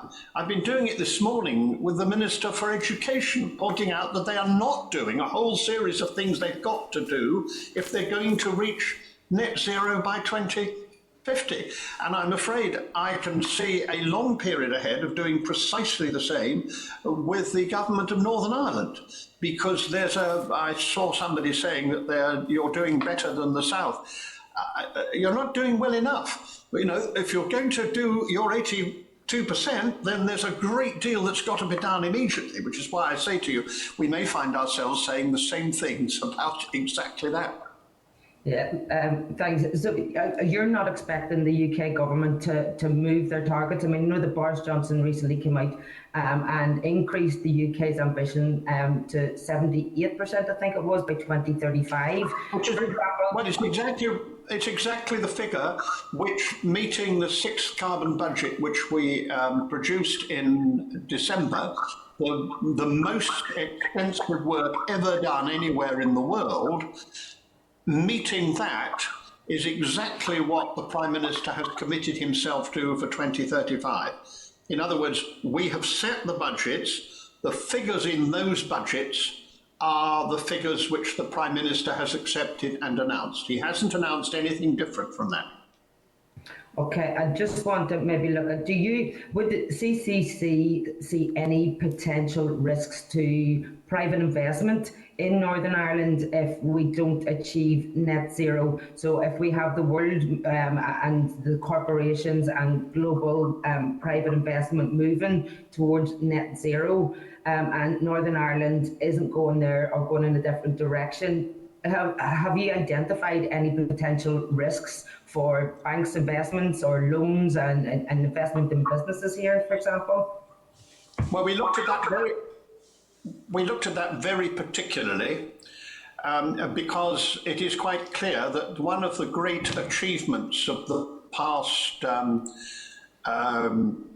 I think almost 6 months, but certainly 12 months, is the movement of the financial world to look at these issues as a key part of how it invests. We believe that there is no worry about that as long as the North of Ireland is keeping in line with the 82%, because that means that it will be keeping in line with the United Kingdom commitment. So that is exactly what you need to do. We have no evidence whatsoever that it will make life more difficult for you, either in investment or in selling. But as in every other circumstance, you have a particular quality of meat and dairy products and other things, which I must say I often buy. So there you are, and you are wanting to build the reputation of Northern Ireland around that. It will be very important for you to say all the way along the line that you are meeting the targets, that you are making your proper contribution to the United Kingdom, and not to allow anybody not to say that. It will, of course, be necessary. And I think that people will respect you in a way which they won't. People who merely say, we're going to do it, without showing that they can do it. See, my worry is a much bigger one. There are a lot of people around the world who are promising things which they have no intention, well, no plan, and probably no intention actually of achieving. You're promising something which you intend to achieve. And as the weeks and months go by, that's what will count. Okay, thanks. And do you see then that there being no difference between our equitable contribution at a UK level and a global level? And as you've identified there as well, particularly with Brexit and the protocol, that Northern Ireland produce is labelled and identified as ours to allow for SPS checks, to allow for movement of goods and that, for example. So, So you don't see any difference then between Northern Ireland's equitable contribution being a UK one and identified differently as a global one? I think that it will not be in any way harmful, and if I did, it would be one of the things that I would have underlined in the statements that I have made. So I don't think it would be harmful. And frankly, I think other people are going to have to think about this too. When I was asked what was the proudest moment in my, this is something I've never said before, except that very occasion, I was asked what was the proudest moment in my ministerial career. It's when I broke the government advice and voted in favour of the bubble in the European Union, which you remember was the way in which they came to Kyoto. Because the bubble meant that the United Kingdom had to do more in order that Ireland and Portugal and some other countries could do less because they had not started in the way that we had. I wanted to do that because I think this is a matter of justice, and that was the justice that I sought for. The same thing is here. It's a matter of justice. There are parts of the United Kingdom that can do better than others, and they should do it. And the parts that will find it more difficult should be given that balance. And if we lead the world in that way, so that we're constantly talking about the just transition, then I think we'll get the world much more likely to follow us. We're going to have to pay for that transition in the poorest countries. We're going to have to help those countries with technology and the like. And we're going to have a just transition within the United Kingdom of Great Britain and Northern Ireland. We're going to have a just transition there, so that the poorest don't bear a bigger burden than they can possibly do. All that has to happen, and this is, for me, part of that just transition. Okay. Okay, thank you, Lord Devon. I'm going to move round to Harry. Okay, thank you very much, Chair. And good to see you, Lord Devon, and you also, Thomas. Just a few comments you made yourself, Lord Devon. You said your findings are based on science. They're entirely reliable and you work with the world. I was very impressed with that. Lord Devon, farmers are doing a lot, as you know, and they're always happy to play their part. But we do need to take into account our thriving food market. And would you agree that the private members bill is no credible pathway? And I'm just wondering, did the Climate Change Committee have any engagement with the private members' authors prior to the submission of the bill? Well, I think that second question is one that I'm not going to answer, because if we do have conversations or not. Doesn't mean that we have or we haven't. Seems to me that we ought to have those in privacy, and it's open to everybody to come and talk to us. But as far as the first thing is concerned, we have presented a figure which we believe you can reach and which we can show you the route to reach it. I don't think that there is a similar route if you change the figure and the date. So if you change it from 82% to 100%, and you change the date from 2050 to 2045, I do not think there is a credible route to do that. If I did, I would have proposed it myself. Therefore, what I have proposed is the very toughest figure that I believe you can do. And I will then be able to do what I intend to do, and I'm sure my successor, when I go in 18 months' time, will do the same, which is to press and keep the government of the North of Ireland online. Because I can do that honestly and decently because I know they can achieve it. I couldn't do that if I asked them to do something they couldn't do. Okay. Yep, that's great, thank you. And you've made it clear that net zero by 2050 is at best courageous. What were the key considerations that formed this position, and do you feel that those considerations have been accounted for within this private member's bill? Well, I'm loath to comment on the private member's bill. What I have said is that all the work that we have done, and it is recognised as the most extensive done in the world, particularly the 6 carbon budget, which has been received, almost everywhere globally, as absolutely exemplary.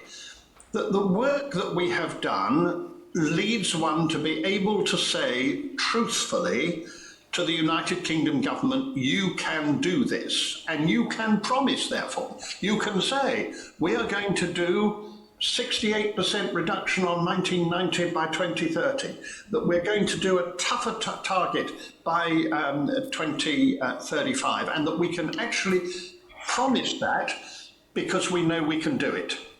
And that's all based on that science. And I think that one of the things that my predecessor who did it, back in those days, 10, 11, 12 years ago, when we started, of course, the battle was to get people to believe in climate change. We don't have that problem very much any longer, but people had to understand and believe in it. But he knew very right from the beginning that you couldn't get people to accept it unless you got the science right, unless you'd done your homework, unless you were very clearly recognised as being accurate. And even those people, small number now, who actually don't believe in climate change, the one thing they've never been able to do is to undermine the facts that we have presented. And that gives us a great strength. And I think the government of the North of Ireland ought to be quite worried about that, because if I were the government of Northern Ireland, I know that I was going to be pressed, pushed, argued with, given every demand, because the Climate Change Committee had shown that I could do it, and therefore I would no longer have the excuse. Now, the problem of asking a government to do something it can't do is that it has an excuse not to do even as much as it can do. And that's, for me, the danger of asking people to reach a level which we know we can't do. Okay, hi. Okay, thank you very much, Chair. Thank you, Lord Devon. Right, thank you. Okay, John, Blair. Chair, thank you, Lord Devon. Thomas, can I add to the welcome you were given earlier for coming back again to the committee? Very good to see you. There are 2 issues arising from what we've heard so far, and some of what I was originally going to ask has been covered. But the 2 outstanding issues, if we could describe them, that is, first of all, Lord Devon, you referred to an apparent absence of certain detailed information in relation to the state of play in the Republic of Ireland. So I'm wondering, can efforts be made by government, UK government, Northern Ireland executive, and of course the Republic of Ireland government to try and overcome any barriers that there are to Well, I think that first of all, I don't think the barriers, if I may say so, I don't think the barriers are purposeful ones. I think it's much more that the situation is that the Republic of Ireland has not yet produced its programme for reaching its determined end. Obviously, the sooner that it does that, the easier it will be for us to make sure that we can work with it in the cross-border issues which we perfectly respect and which we're very willing to be as helpful as possible to the Northern Irish executive as we can. But so I'm not really blaming them, I'm just saying we don't know, therefore I can't comment on it. Okay, that's fine. Second thing is you referred there to the sixth carbon budget and the publication of the report on that. There were some suggestions that the report wasn't able to capture at all levels positive impacts being made right across the agricultural sector, particularly in some of the smaller farms that may not be captured by departmental assessments, for example. Can efforts be made to ensure that we're capturing as much information as possible? And that therefore could be a positive contribution towards reaching the targets? Well, I believe we are capturing as much information as possible. I'm very, very much on your side for making sure that we do that. And indeed, when I first became the chairman, I refused to publish a document on agriculture because I said that the baseline, the figures, were not of the comparable quality of those that we had for industry and building and other matters. And I do know I'm very much a supporter of the agricultural community as I'm part of it. All I'd say is you have to be careful about people promising things which they haven't measured properly. And that's why measurement for me is absolutely central. And it was only when DEFRA produced a proper baseline for England that I was prepared to opine on England.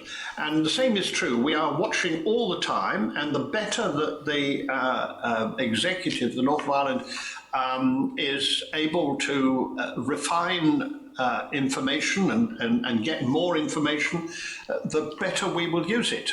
We are absolutely committed to using the best information. I think we have more than enough to have made the decisions which we made in the sixth carbon budget, or I would have said so.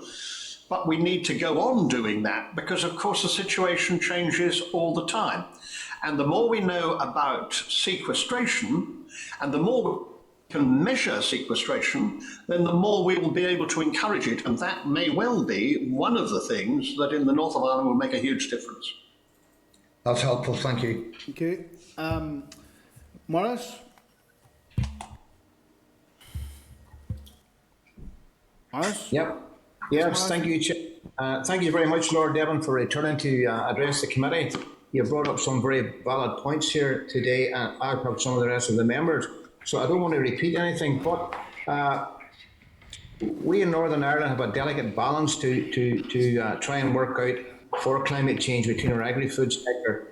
And while we seem to be focusing mainly on farming practices here today, there are other issues at play, like industry, haulage, lack of real infrastructure, reforestation, lack of reintroduction to produce wetlands and sequestration measures that we could take. So there's an awful lot of hard work to do.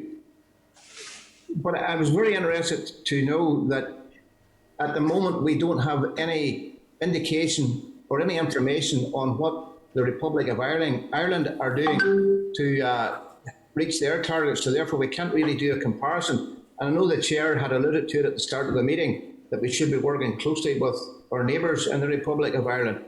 And without that information, I find it difficult to understand how we can measure what we're trying to do here in the UK against what they're trying to do there in the Republic of Ireland when there is no information available. Can I have your thoughts on that, please, Lord Devon? Well, I think there may come a time when that is important.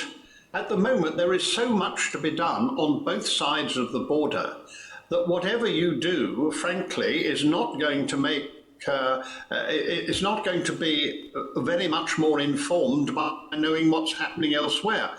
Because the things, as you rightly say, when you were making that list, the things that need to be done are things which the Northern Irish Executive can certainly do itself, and so can the people of Northern Ireland.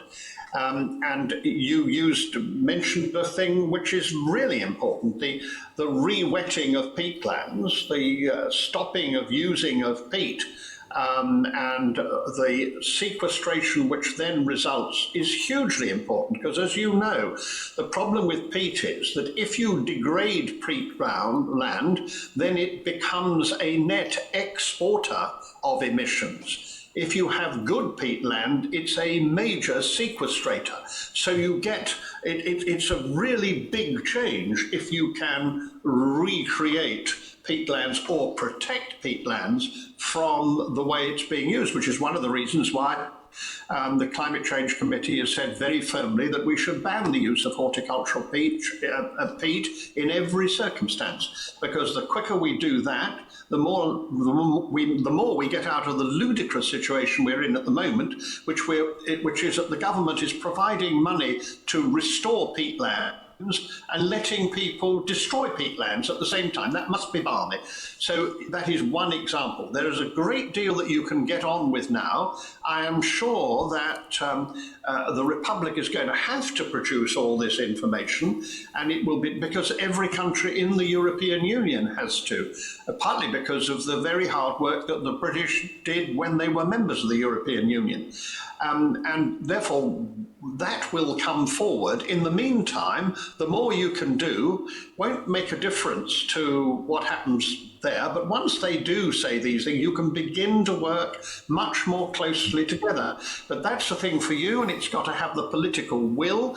And as you know, I am a great believer in cooperation and working together, which is why I was so strong a supporter of our membership of the European Union. Because in the end, you've got to work together, because otherwise you collapse together. We all have to find ways of working together. And so we've got to find new ways now. And I hope very much that you will be in the vanguard of those new ways. Thank you very much, Lord Devon. Thank you indeed, sir. Okay, Morris. Chair. Thank you, Morris and Lord Devon. Patsy? Patsy? Okay, Lord Devon, great to see you again, and thanks very much for all the knowledge and passion that you bring to this particular topic. If I could just, clearly those of us who do represent rural constituencies with agri-food sector a key element of it, and still nonetheless with a clear notion that this climate change issue must be tackled. None of us as elected representatives, I think, want to chart a course which is going to be an impossible one to deliver, and just leaves us in a more difficult situation, both not being able to deliver it, but secondly, creating problems for those who have been pressurised into delivering it. And I hear very, very clearly what you're saying on that front, and the course that you've charted for the North here, and the pragmatism that you bring with that. Can you just, we were talking earlier there about just transition, and there will be communities, there will be sectors that may feel, and we're already, those of us who are elected, are receiving emails from some of those sectors and individual farm families who do feel that they're going to be pressurised. How do you see the just transition for those sectors and those farm families as we move gradually towards meeting these targets? And then on the flip side, the opportunities that may exist commercially for businesses as we move to achieve these targets as well, please. Well, first of all, I'm very glad that you should mention opportunities, because for me, the reality is that, as is happening already so fast, the world comes to realise the threat of climate change. And in that sense, the cry from Extinction Rebellion, whatever else you may think about it, is absolutely right. We are threatened in an existential way. As people become more and more aware of that, they will be demanding of the people they trade with, the people that they buy from, the people that they supply, that they are playing their part. And if the North of Ireland shows that it is playing its part in this whole process, and is really determined to win through, then it seems to me this will give to your products, whether they are agricultural or otherwise, a necessary claim. I think more and more people will not be buying what they think is not making the contribution. And even though the individual may not do that, the large company is going to have to do that, because it's going to have to justify that to its investors. That's the big change. The investors are now saying, if you want my money, I've got to know that you're sustainable, because I've got to know that that money isn't going to be wasted in, for example, stranded assets. And you've only got to see what's happened to I think fascinatingly in the United States. ExxonMobil, by far one of the worst performers on this, has now had 3 directors forced on it because it is not doing the job properly. Now, that's an amazing thing to happen in the United States, but it has happened because the people who put the money up for ExxonMobil don't want to lose it. And so we're going to have that opportunity, which is that if we meet those requirements, we'll get the investment.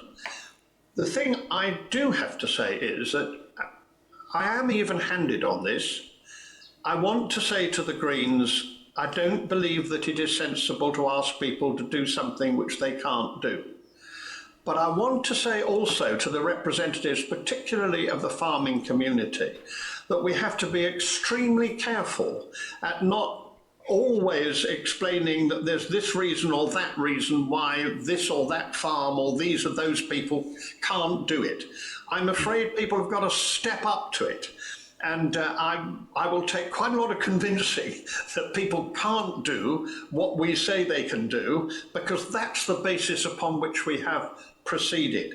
And much as I love the farming community, as I talk to my farmers that live round about me, they will all point to 3 or 4 who've always got a good reason for not doing what they ought to do. And I'm sure you could, although you wouldn't, because they probably want their votes. But I just say to you, it is worth remembering, we've got to make the whole community recognise that in order to be able to earn the balance which we're talking about in the rest of the United Kingdom, we've actually got to do 100% of the 82% you're asked to do. Then on the question of just transition support, had you any thoughts particularly on that? Well, I think government, the Climate Change Committee demanded of the British Treasury that it produce a document showing what the costs would be and how they would fall, and also what the government would do to make those costs just. And I mean, let me take a sort of non-controversial thing as far as agriculture, and let's just take housing.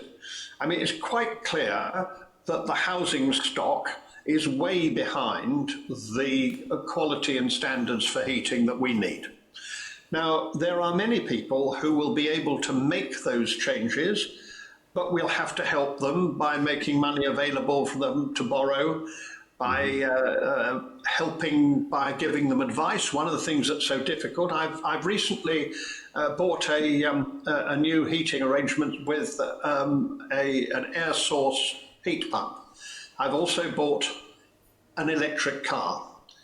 Buying an electric car is the simplest thing in the world, because car companies want to sell you something, and therefore they will do it in the most simple way. And if you have the money, you do it and you buy it. Buying a heat pump is one of the most difficult things I've ever done in my life. And after all, I ought to get the best advice because I'm chairman of the Climate Change Committee. I can only tell you, it's murderous. Now I've got it, it's extremely good. But we've got to help people do these things. So it's not just money for the just transition. It is, you can't expect Mrs. McGuinness in some village in Fermanagh, you can't expect her to know about climate change. She needs to be able, when she's changing her boiler, to have proper advice in an easy way. That's what has to happen. And so it's money, yes, we've got to help people to do the job, but we've also got to help people by the resource of knowledge. Okay, thank you. Has she been in touch with you as well? Right, folks, we're going to move around here till Thank you. Just on the topic of County Fermanagh, Lord Dibben, we're moving to County Fermanagh now to bring in to bring in not Mrs. McGuinness but Mrs. Barton. So we're going to. Sorry, I should also say we're running extremely tight for time as well. So just keep it succinct as possible, bearing in mind the importance of the issue. Thank you. Okay, thank you, and thank you, Lord Devon, for your comments and living in Fermanagh and being brought up in Fermanagh, so I know it well. Just two questions. How much consideration have you given to the UK food security in the CC advice that you've given us, and further advance in that, would you be happy if the UK was forced to increase meat and dairy imports due to restrictions in the UK?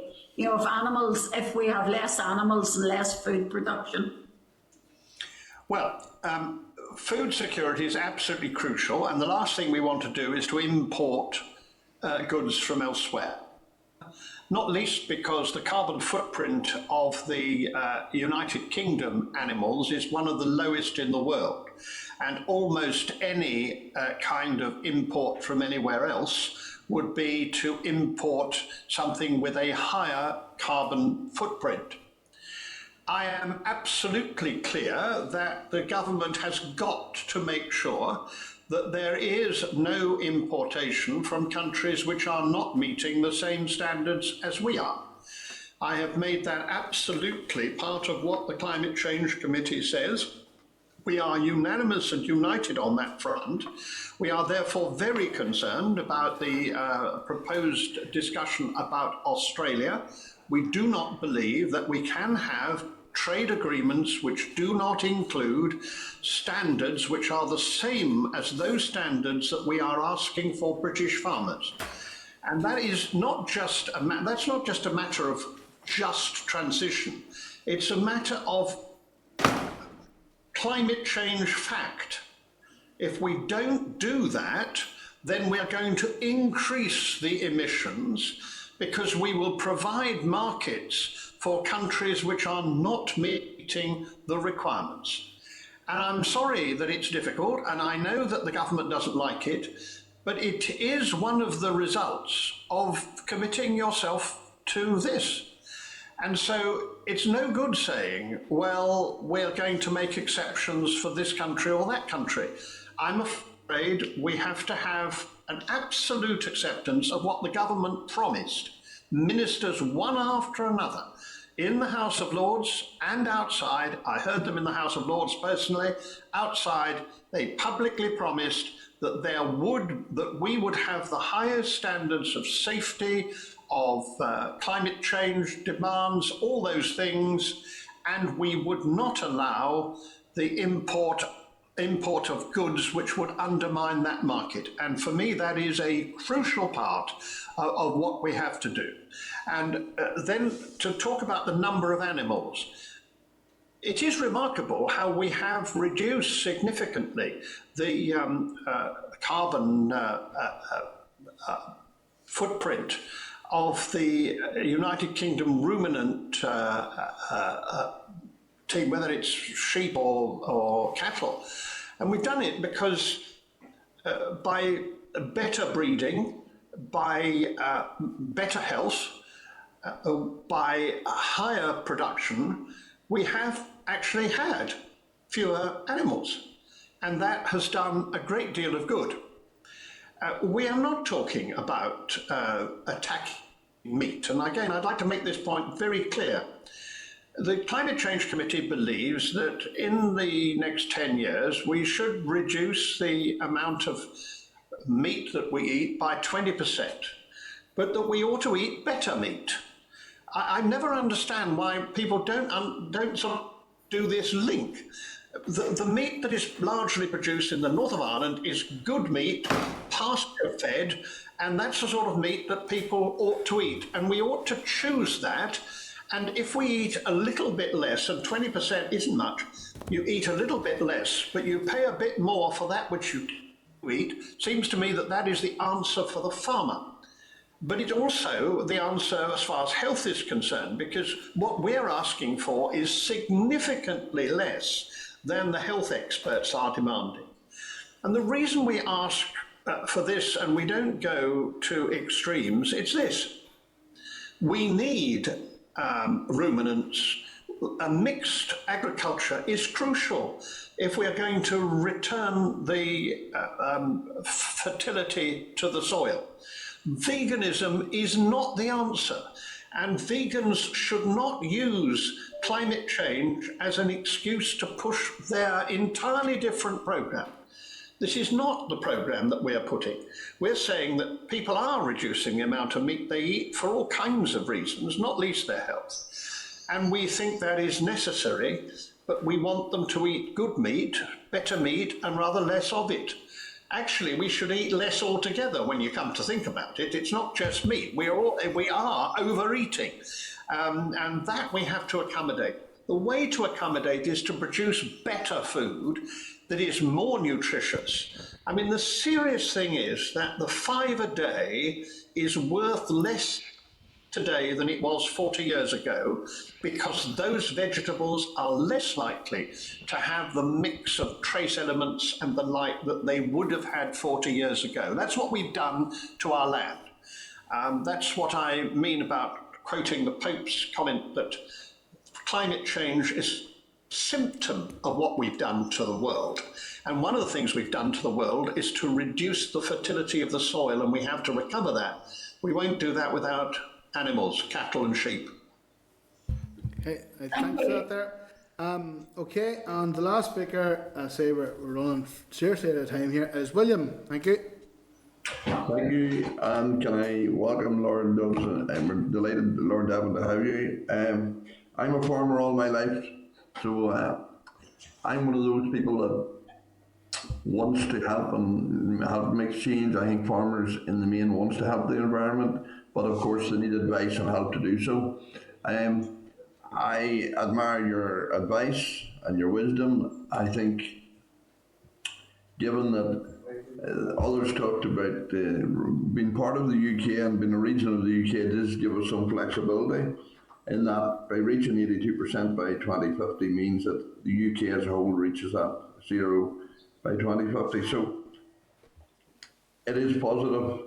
I support fully your advice. Other regions of the UK have accepted your advice, and I hope Northern Ireland accepts that advice too. Thank you very much, Lord Devon. Well, thank you very much. And I hesitate to do this, Mr. Irving, but I would just like to remind you that the other half of the advice is that if it is 82%, you've got to do it. You've actually got to do it. And that's the deal, if you like. And that's why I am so determined not to offer something that you can't do. I think there is something wrong in that. I mean, I really mean morally wrong. You must not ask people to do things that they can't do. You must ask people to do things that are very stretching. I mean, I've just come to London to welcome my 6th grandchild. And I watch my 4 children and their partners bringing up, well, their wives and husbands, don't I word partners, wives and husbands are bringing them up, those children. And I notice that they're all determined to do one thing, which is to give them confidence to do more than they think they can do, but never to ask them to do something they can't do. Now, I think that it's curiously enough that most intimate and most important part of life, bringing up children, should also be a lesson to how you deal with people generally. And what you must do is never underestimate them, some of those schools which never stretched the children properly because they never understood how much they could do. But you stretch them to the utmost, but never beyond it. And that's why 82% is going to be very difficult. But you can do it. Thank you very much. Thank you. Okay, Lord Devon and Thomas, that was very helpful and very informative as always. Good seeing you again. So I hope you have a nice day, and we'll be seeing you all again. Okay. Thank you very much. Right. Thank you. Take care now. Thank you. Okay, members, we're going to move on swiftly to item number 8, evidence session from the Woodland Trust on the climate change bill.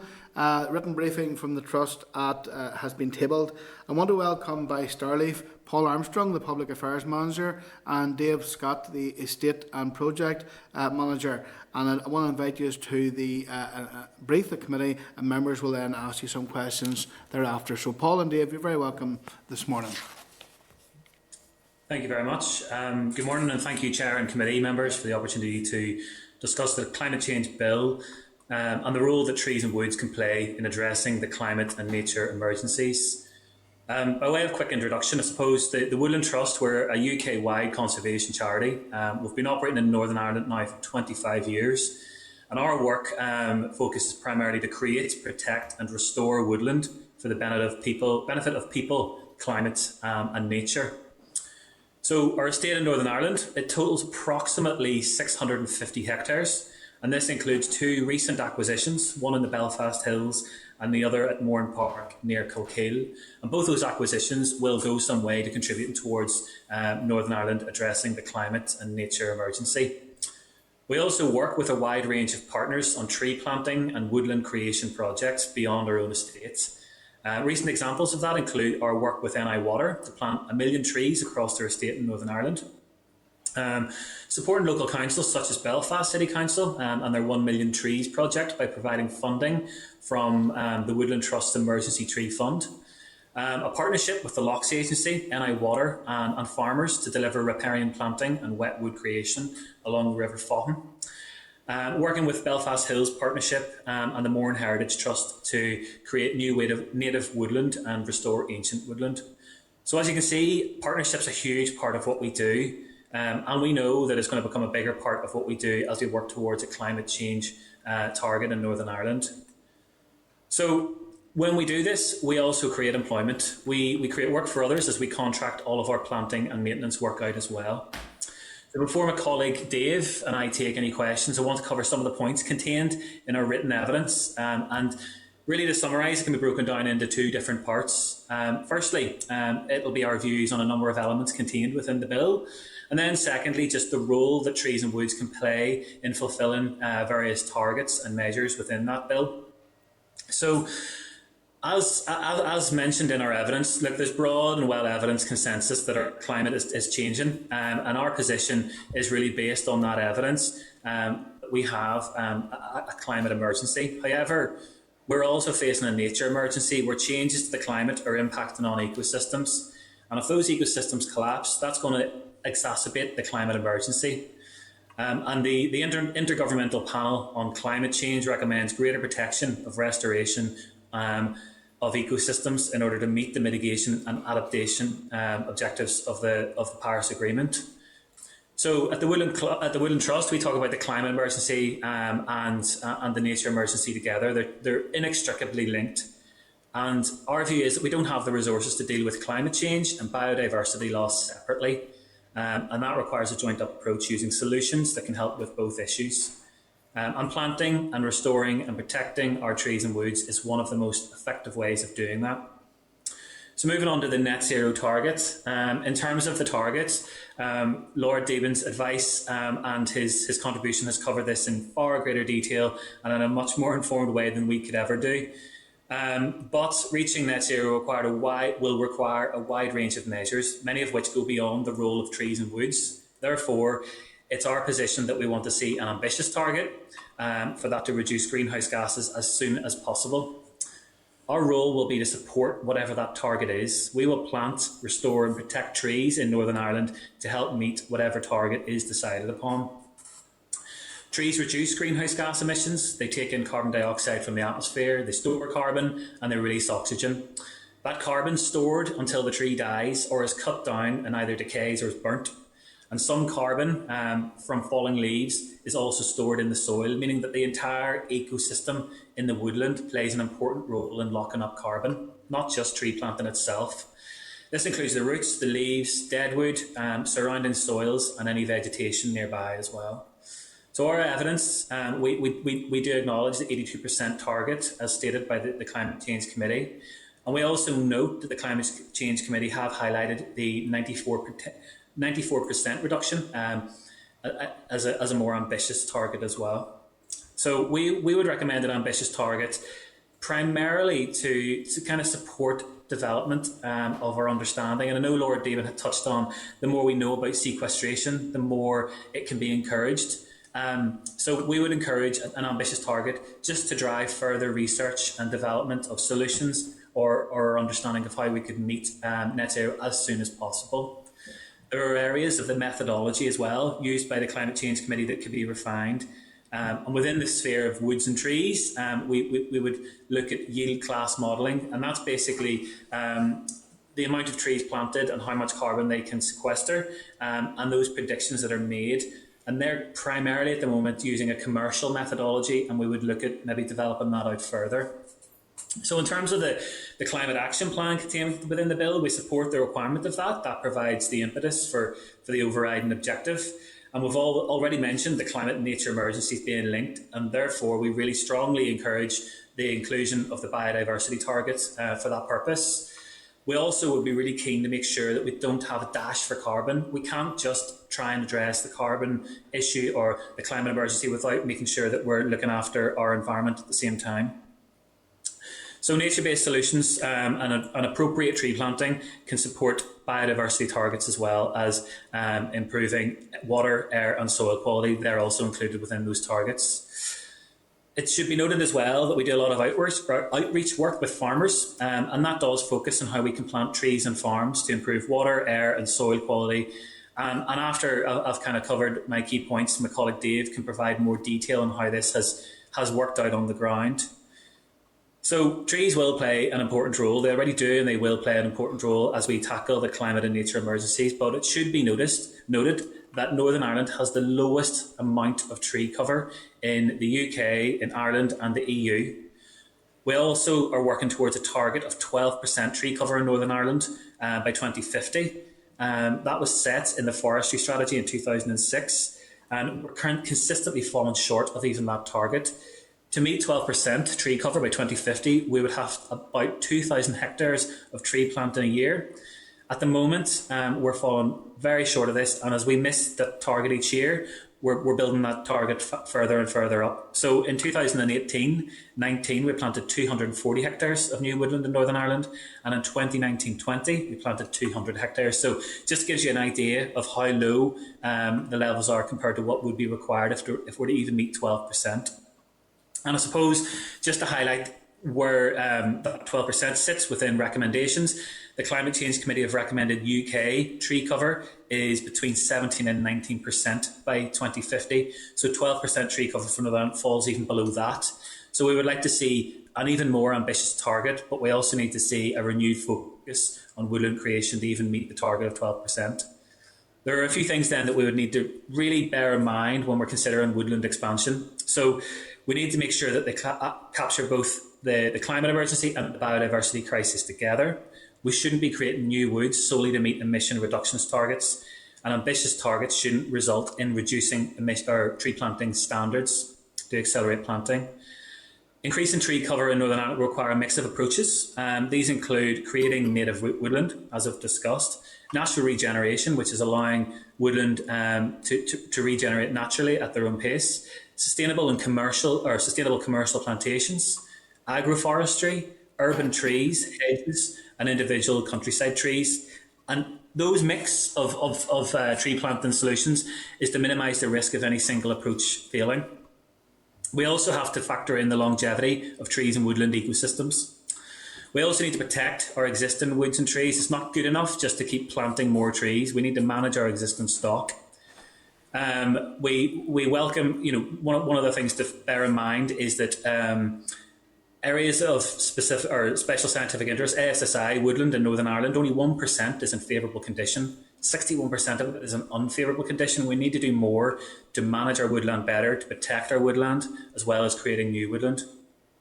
So, moving on then to, I've highlighted really that woods and trees are a really good way of managing both climate change and biodiversity loss. But trees require land, and land is a finite resource.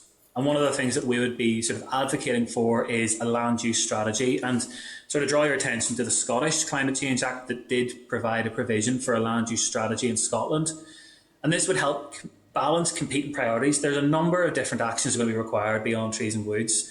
We're going to need peatland restoration. We're going to have to change how agriculture is carried out. There's renewable energies. There's infrastructure needs to go in. That all is going to have different pressures on land. So we need to have a land use strategy for Northern Ireland that's informed by a target from the Climate Change Act, and then can inform the sectoral plans that are contained within the bill. Land use in itself is not good enough to be just contained within a sectoral plan. It is so wide-reaching, it needs to cover everything, and it would make sure that any plans within different sectors are talking to each other and underpinned by the same strategy.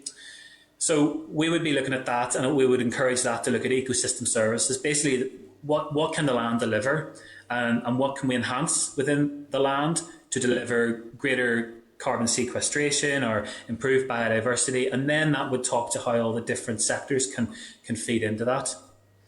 And finally, really, we're going to need more trees, that's a given, but we're also going to be in competition with other countries for trees, including the Republic of Ireland.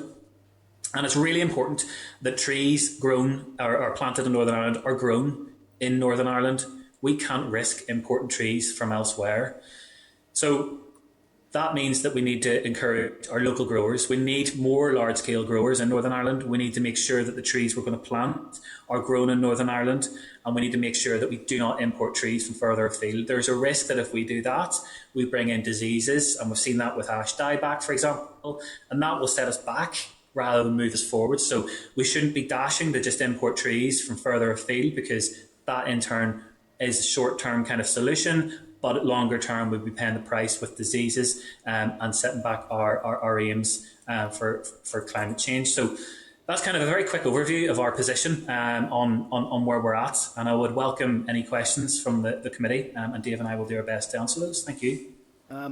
Thank you very much, Paul. That was a very comprehensive briefing. You mentioned that we need an ambitious target, and in your document you state that we need to act now with radical changes.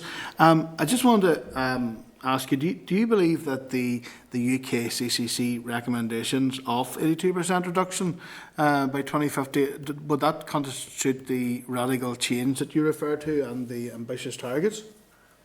So I suppose, referring back to Lord Debon's contribution, he's made it clear that 82% will require radical changes. It's definitely not as ambitious as net zero by 2050 or 2045.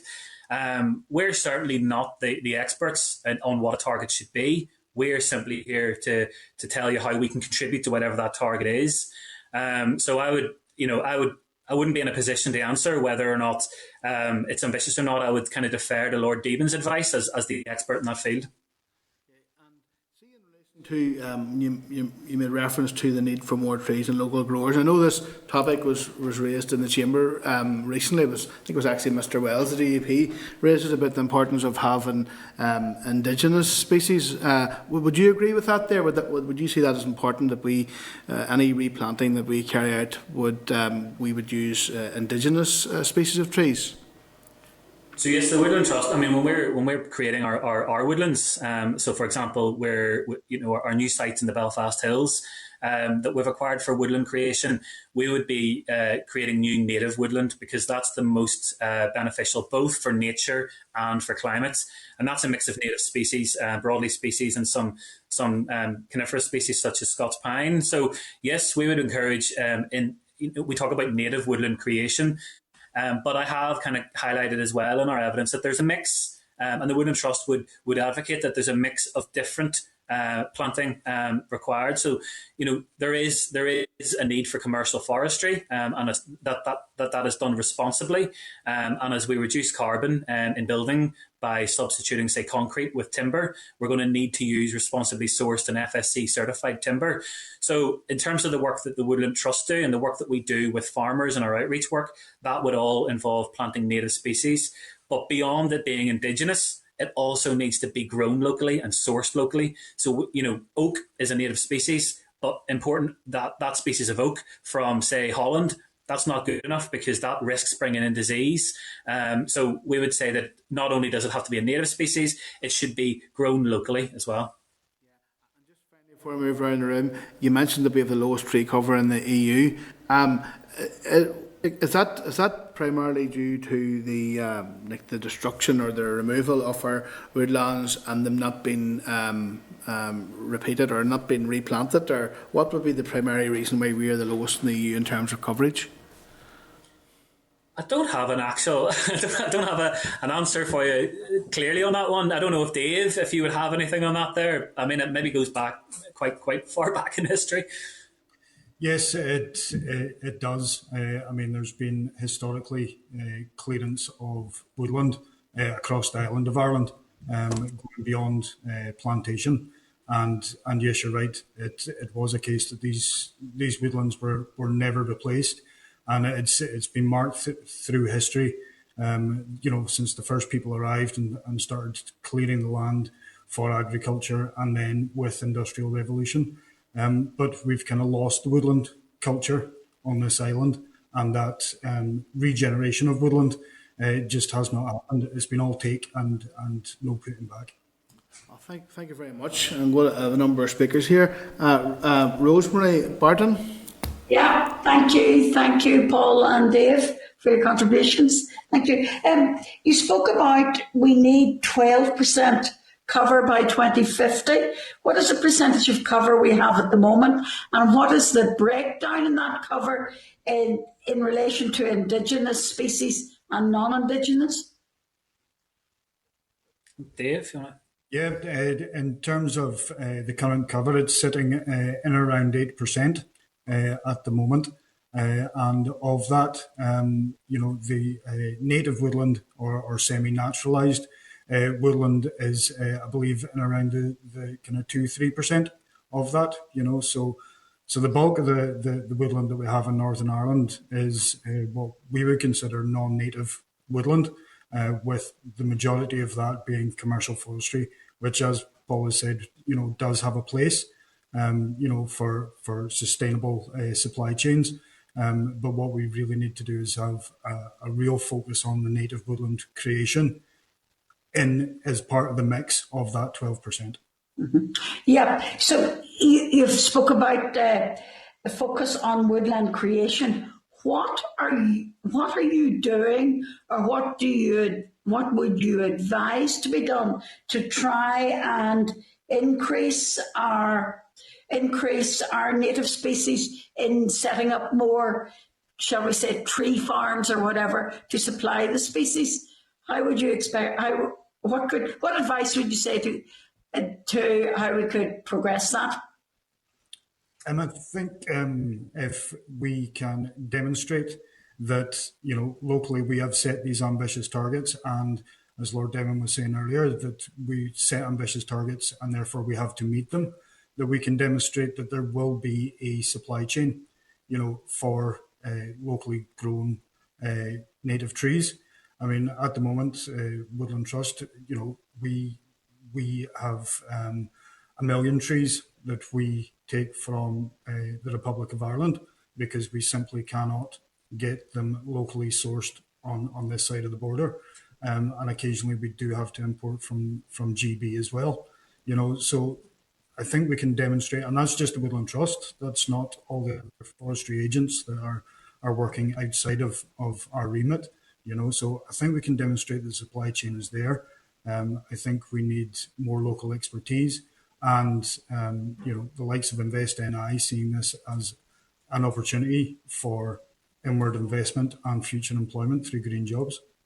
Yeah, so you're basically talking about recruitment towards getting people to set up forestry nurseries. Yes. Yeah, and one last question. It's in relation to carbon sequestration. Are the native species of trees much better at that than the non-native species? Yes, by and large. Historically, a native woodland, should live forever.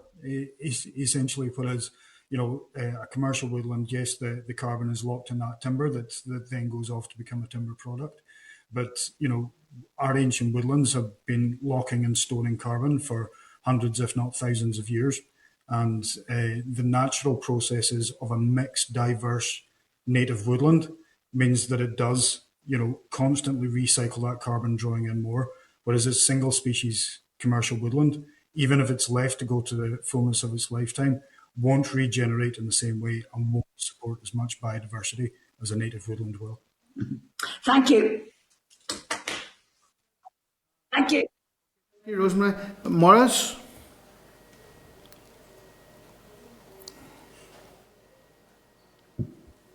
Thank you, Chair.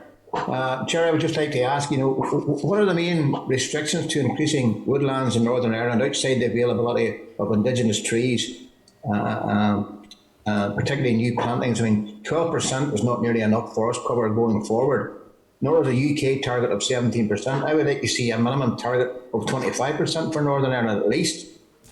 There are ways of achieving greater tree cover than just relying on planting new forests.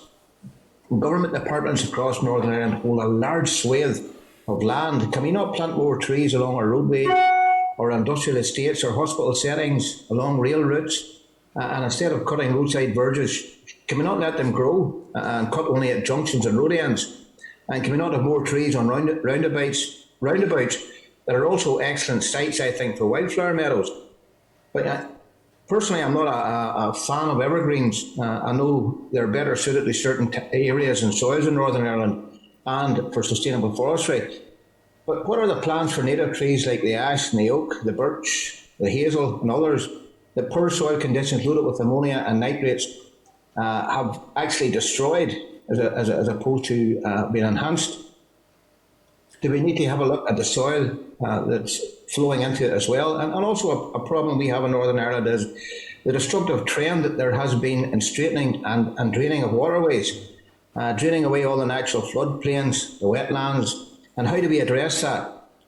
I say that in the knowledge that every river and every waterway flowing into Lough Neagh ends up coming through Coleraine on its way to the Atlantic Ocean. Many sources entering Lough Neagh, but only one, the lower band, coming out. Those are just some of the concerns I have. I know we haven't got time to take all the concerns I have, but those are just some of them.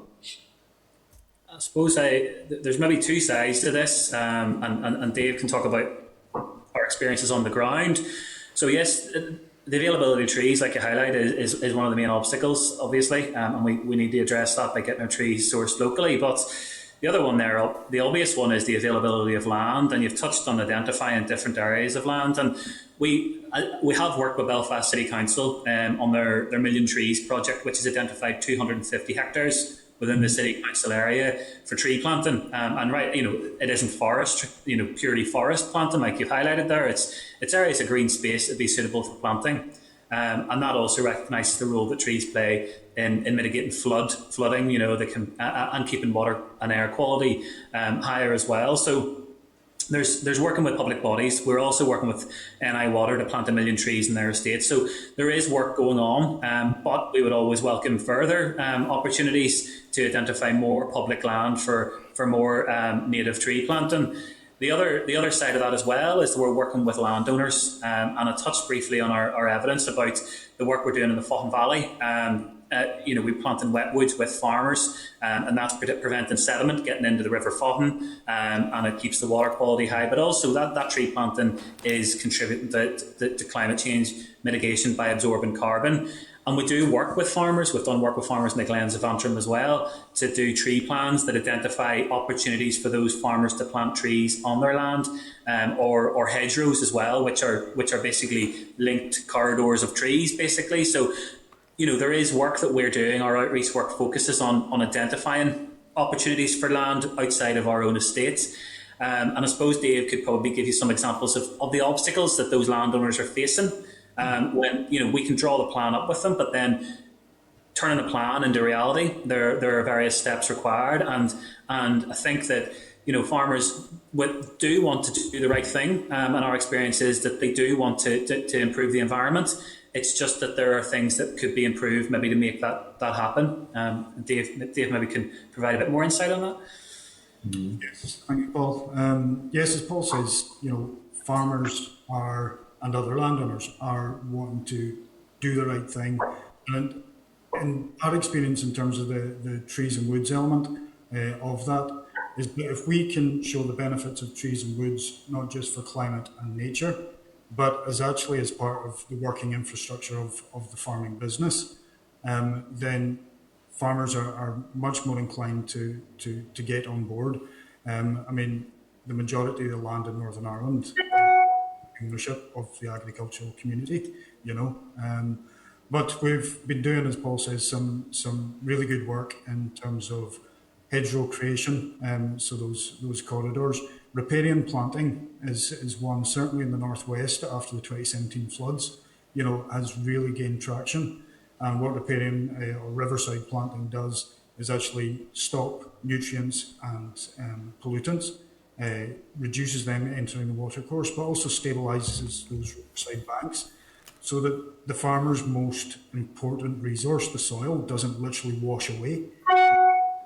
But also we are finding farmers coming to us and looking at the forestry grant schemes, and the more attractive these become, the recent small woods grant has been a real game changer, because we've been able to reduce the block size of an individual woodland down to 0.2 hectares. That is a fundable planting scheme now. So we can look at the farm and look at it much more strategically, so we can sort of say 0.2 of a hectare over there is actually going to help with the prevailing wind coming down the glen, So getting these trees and woods, as I say, as part of the kind of green infrastructure of the farm, means that farmers don't see tree planting as taking land away from the farm. It's actually they're introducing another piece of infrastructure, just the same as a laneway, a fence, a cleaning unit. It is all part of the one thing. And once we've actually engaged with these farmers, and that's the big thing, is the engagement. As Lord Denman was saying earlier on, if people don't have the information and they don't have good information, then how can they make informed choices and the right choices?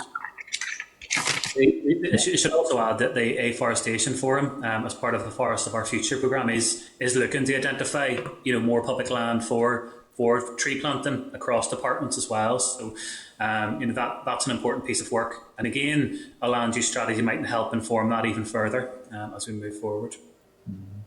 Okay. That's me, Chair. Thanks, Paul. Thanks, Dave. Thank you, Morris. Thank you. Okay, John, there. Thank you, Chair. Can I thank Paul and Dave as well for that presentation of the information they've provided us with. I think they're aware that I'm looking forward to seeing some of their plans for the Belfast Hills later today, actually. I may have more questions for the future. A very brief one, Chair. The department has announced £200,000 funding strand for the water quality improvement strand for the Environmental Challenge Fund. You mentioned earlier that a matter that's very important to me, community engagement and getting the community involved, and you used the term outreach. What advice could you give the committee in relation to trying to encourage the department to further enhance that outreach and help it grow across the sectors and the areas? I think if I can jump in on that one, I think in terms of the department, and it's not for us to tell the department how to do their business, but in terms of our own experience and what we've found is actually going out into the communities. Now with the current restrictions, this has been curtailed quite a bit, but having physically people on the ground to walk the land with a landowner and talk through the options is what gets our projects over the line through the outreach work. Having a distant relationship with the landowner does not help us in our work. We could post everything on our website and do a few agricultural shows, which we do, but unless we back that up with boots on the ground, then we find that the appetite starts to wane on what we want to a point of interest. And it's, as I go back to my previous point, landowners and potential people that want to create woodland, they need that support, that advice, and that good quality information all the way through the process.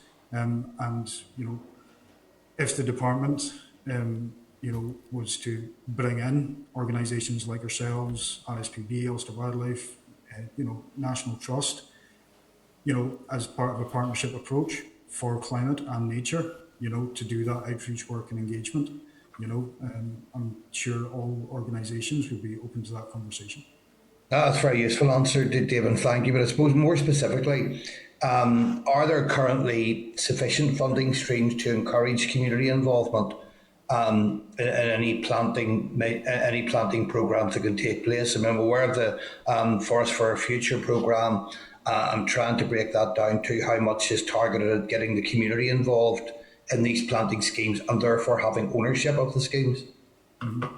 Yeah, I think there could be more to be done in terms of community planting, and especially if we're talking about the public estate as well, and getting those communities involved with taking ownership of a small woodland, say planted within a housing scheme, on housing executive land.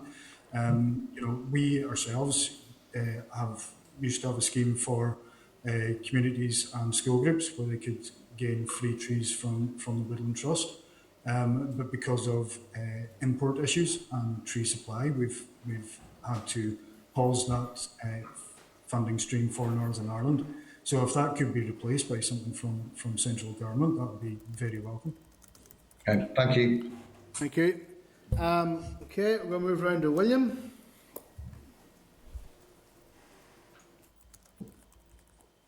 William? No. William?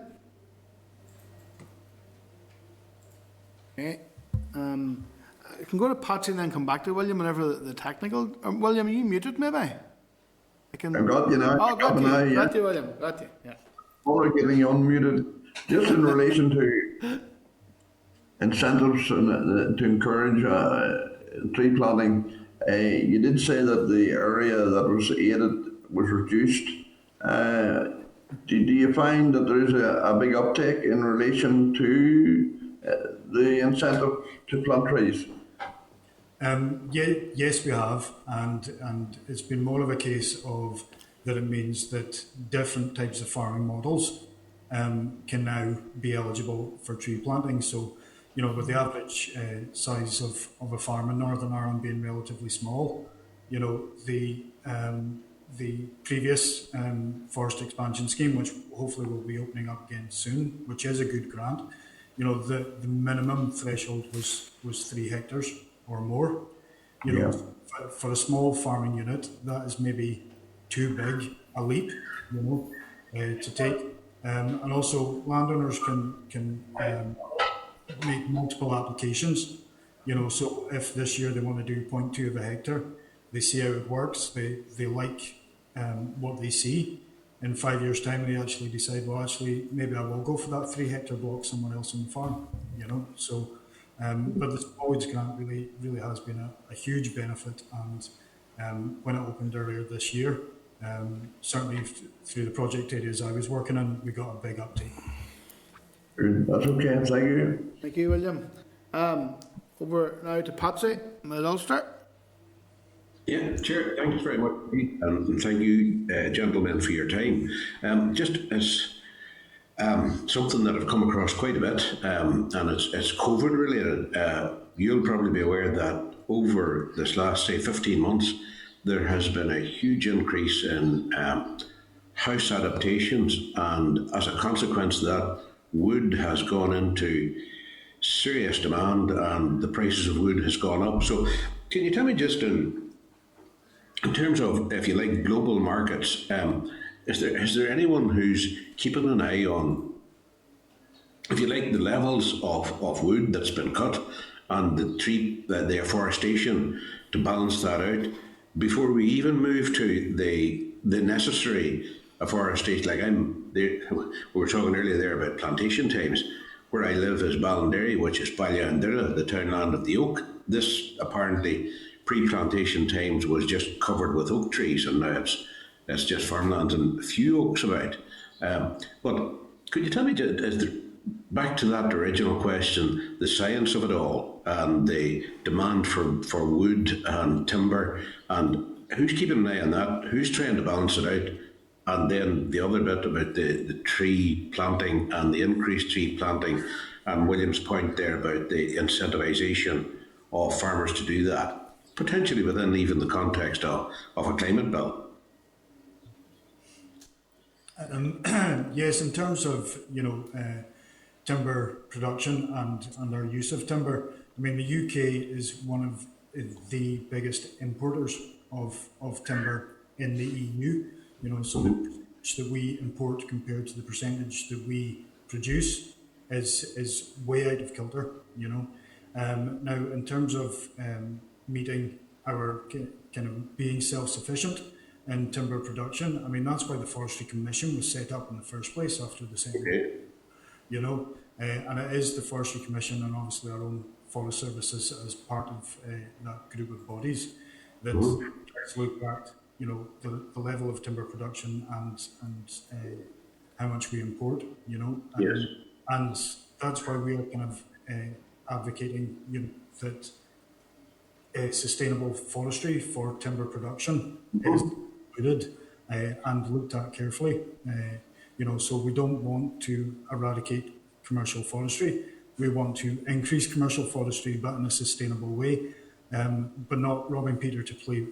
When it comes to our native woodlands as well. So that is a new forestry strategy, which would, and as part of that umbrella of a land use strategy, means that we can do a bit for climate and nature, but also in terms of doing a bit for climate, increase our sustainable timber production locally as well. And in terms of the incentivisation for farmers, I mean, we're currently in a position where if a farmer or landowner who is currently getting, a single farm payment decides off their own back and at their own expense that they're going to create a woodland on their farm, they will actually lose their single farm payment on that land. Whereas if they go down a grant funded route, so some form of data grant, or if they're meeting an EU directive such as the Water Framework Directive, they will keep their single farm payment for the next 20 years. I think in terms of incentivising farmers, yes, we need to do more, but we also need to do more so we don't teach. Can I take away that impetus if they want to themselves? We need to see these natural habitats within the farm as part of the farming model. Or, can be seen as part of the working farm and therefore should be public money for public goods is kind of the phrase. And also, just very, very briefly, the animals that live within those woodlands, like say for example, do you work with the likes of RSPB around maybe the introduction of new birds, or is there sort of a collegiate approach towards that? Yes, I mean, the Woodland Trust and all the other kind of major players in Northern Ireland, and across the UK, we do work together. We do have a forum where we do together on a regular basis, and we're always learning from each other. But if the first thing we have to do is create the habitat. If we create the habitat, then nature on its own can usually bounce back better than we could artificially try and do. So the most important thing is to create the new habitat, protect the habitat we've got, and the habitat we've got get into favourable condition. I mean, ancient woodland is the most biodiverse habitat on land, and we have 0.04% of the land cover in ancient woodland. So we've got a huge amount of work to do in Yes. the biodiversity crisis. Okay, thanks very much indeed for that. Thank you. Okay, thank you very much. And last but not least, we've got Harry. Thank you very much, Chair. I think that's me unlocked now. I'll just be quick. Yeah. And our forest for our future, when are we likely to see the impact and benefit of these schemes? Yes, very quickly. Yeah. It is going to take a long time before we see the full benefits of schemes. But one example in terms of the ecosystem services of trees. I don't know if you're aware of the Pont Bren study that was done in Wales, where farmers started integrating trees and woods into their farming model on a catchment-wide approach, and they actually found after 3 years that a 5-metre shelter belt was actually reducing the overland flow within that field by 60 times, and the flood risk, the peak flow within that catchment and the flood risk, after 5 years, I think it was reduced by 40%. So you do get these initial benefits almost straight away from the woodland creation. In addition, the species that woodland will support will change over the lifetime of the woodland. So younger woodlands we're gonna be much more open. So there's going to be a bigger draw for butterflies and other invertebrates. Whereas once it starts developing into a mature woodland, then you start building those species. But the initial planting of the woodland and just having it as a natural habitat, pretty much from day one, has both climate and nature benefits. Okay. Yep, that's great. Thank you very much. And just another even, what about incentivising tree planting beyond agriculture? What have we going on that? Thank you. Yes, absolutely. And, the work that we do does go beyond the farming community, in terms of local schools, community groups, and just members of the public. If everybody that had a garden planted a native tree in that garden, we would make a huge difference for climate and nature. And those incentivifications, I think the grant systems that are there could be improved, but are a really good starting point.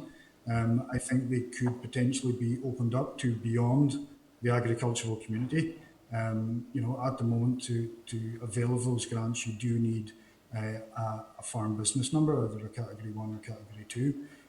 I think opening up some of these grant schemes to the wider landowning community would be of great benefit. And as I mentioned before, free trees for schools and communities would also make a big difference, as well as the public estate.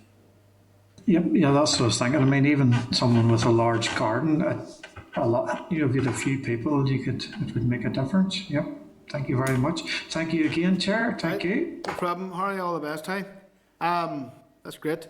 Okay then, I want to thank you, Paul and Dave, for coming along this morning. Very helpful, and we're very grateful that you came along to join us. Sometimes we veered a wee bit away from the climate change bill, which this was about, but I have to say it was very, very informative and very helpful. So, and you shall be very welcome back in the future as well. So, thank you. Thank you. Right, take care now.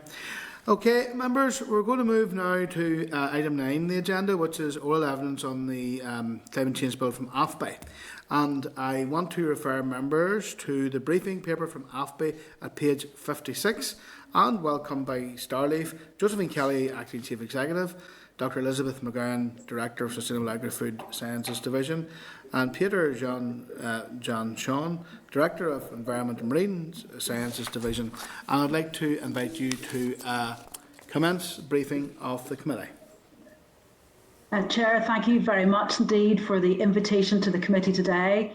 AFBI, the Agri-food and Biosciences Institute, is delighted to be here because sustainability, climate impact and environmental changes are very much part of our science.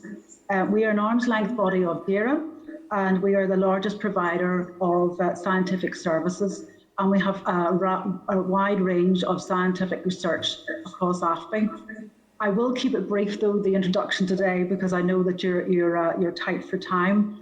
I'm Josephine Kelly, Acting Chief Executive, and with me today is Dr. Elizabeth McGowan. And Elizabeth is one of the directors in AFBI, one of our science directors, and she is in charge of Sustainable Agri-Food Sciences Division. Peter Jan Schoen is also a director. He is the director of the Environment and Marine Sciences Division. And we've recently formed this new division of the Environment and Marine Sciences Division in response, I suppose, to the growing demand for our services in relation to the environment. So that's a very brief introduction. What I'm going to do now is, you've got the paper in front of you. I'm going to ask Elizabeth, first of all, to run through the sections that sort of are most relevant to her area of expertise. And then I'll ask Peter Jan to run through his areas, and just want to leave plenty of opportunity for questions from the committee today. So if I just hand over, Chair, if that's all right, to Dr. McGowan. Thank you, Josephine, and delighted to be here. So in the interest of brevity, I'll just call out some of the key points from the paper aligned with the greenhouse gas story. So as we reviewed the document, we are scientists, so we have commented in a science capacity, and we recognise the climate bill targets net greenhouse gases as well as soil quality, water quality and biodiversity, and will set budgets aligned with those. So one of our first comments there was around the fact that there's maybe a little bit of an improvement could be made to understand how the climate change bill might talk across to some of the other pieces of legislation, for example, that's currently underwritten into UK law, that would have been the Water Framework Directive and Habitats Directive, for example, in the UK.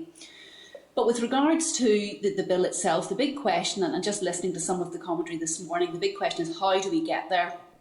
And what we would, from a science perspective, call out is the fact that Northern Ireland's current economic model is very dependent and generally suits well to a grass-based system and the livestock farming that suits that grass-based system.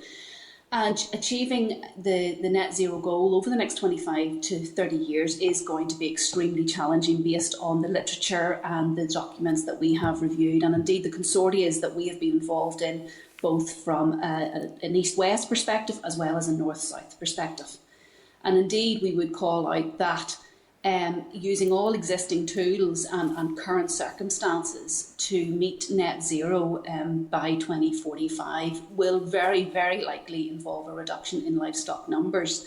Increases in productivity may offset some of that, but even the CCC's 82% target, which is backed up by SRUC's analysis, indeed calls out a reduction in livestock numbers, albeit offset a little bit by productivity, the extent to which we need to measure.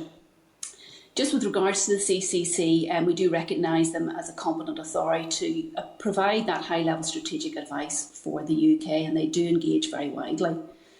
The other key point that we probably want to call out is the importance to recognise the fact that greenhouse gases, methane, nitrous oxide and carbon dioxide, are all global gases.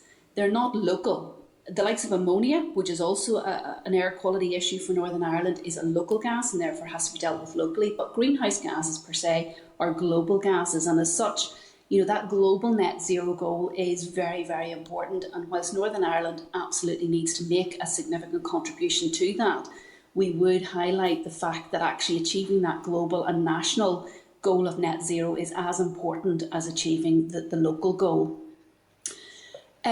We'd also call out the importance of that just transition for Northern Ireland based on our economic model as we currently stand. And indeed, I was involved heavily in a UK-wide consortium through Centre of Excellence for Livestock, which really brought together the baseline knowledge, state-of-the-art knowledge on how UK livestock industry could potentially work towards net zero. And the overriding consensus from that, which was a scientific consortium of 12 of us across the UK, very much came up that it's going to be very challenging due to the physical, biological nature of livestock, and particularly ruminants. And whilst there are tools and solutions there at the minute that will take us some of the road, as well as the sequestration that we can realise from our land through forestry, agroforestry, hedgerows, etc., it is going to be very, very challenging. And therefore, collaboration, both within sectors, between countries, east, west, north, south, internationally, is going to be extremely important going forward.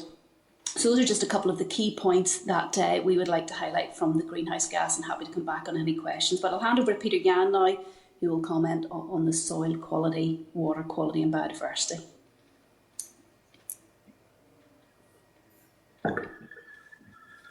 Thank you, Lou. Thank you, Chair. I'm just going to briefly focus on the other target areas in the bill in relation to water quality, soil quality and biodiversity. And as you heard from the Woodland Trust,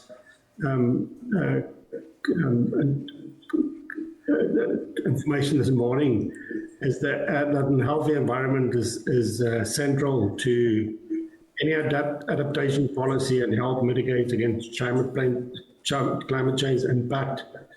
And it's in this context where these other targets in terms of soil, water quality and biodiversity are important considerations for the climate change agenda.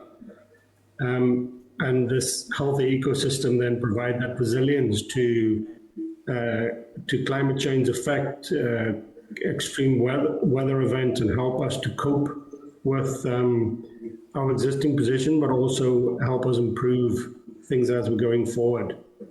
And it's in that context that a holistic approach to it is very important.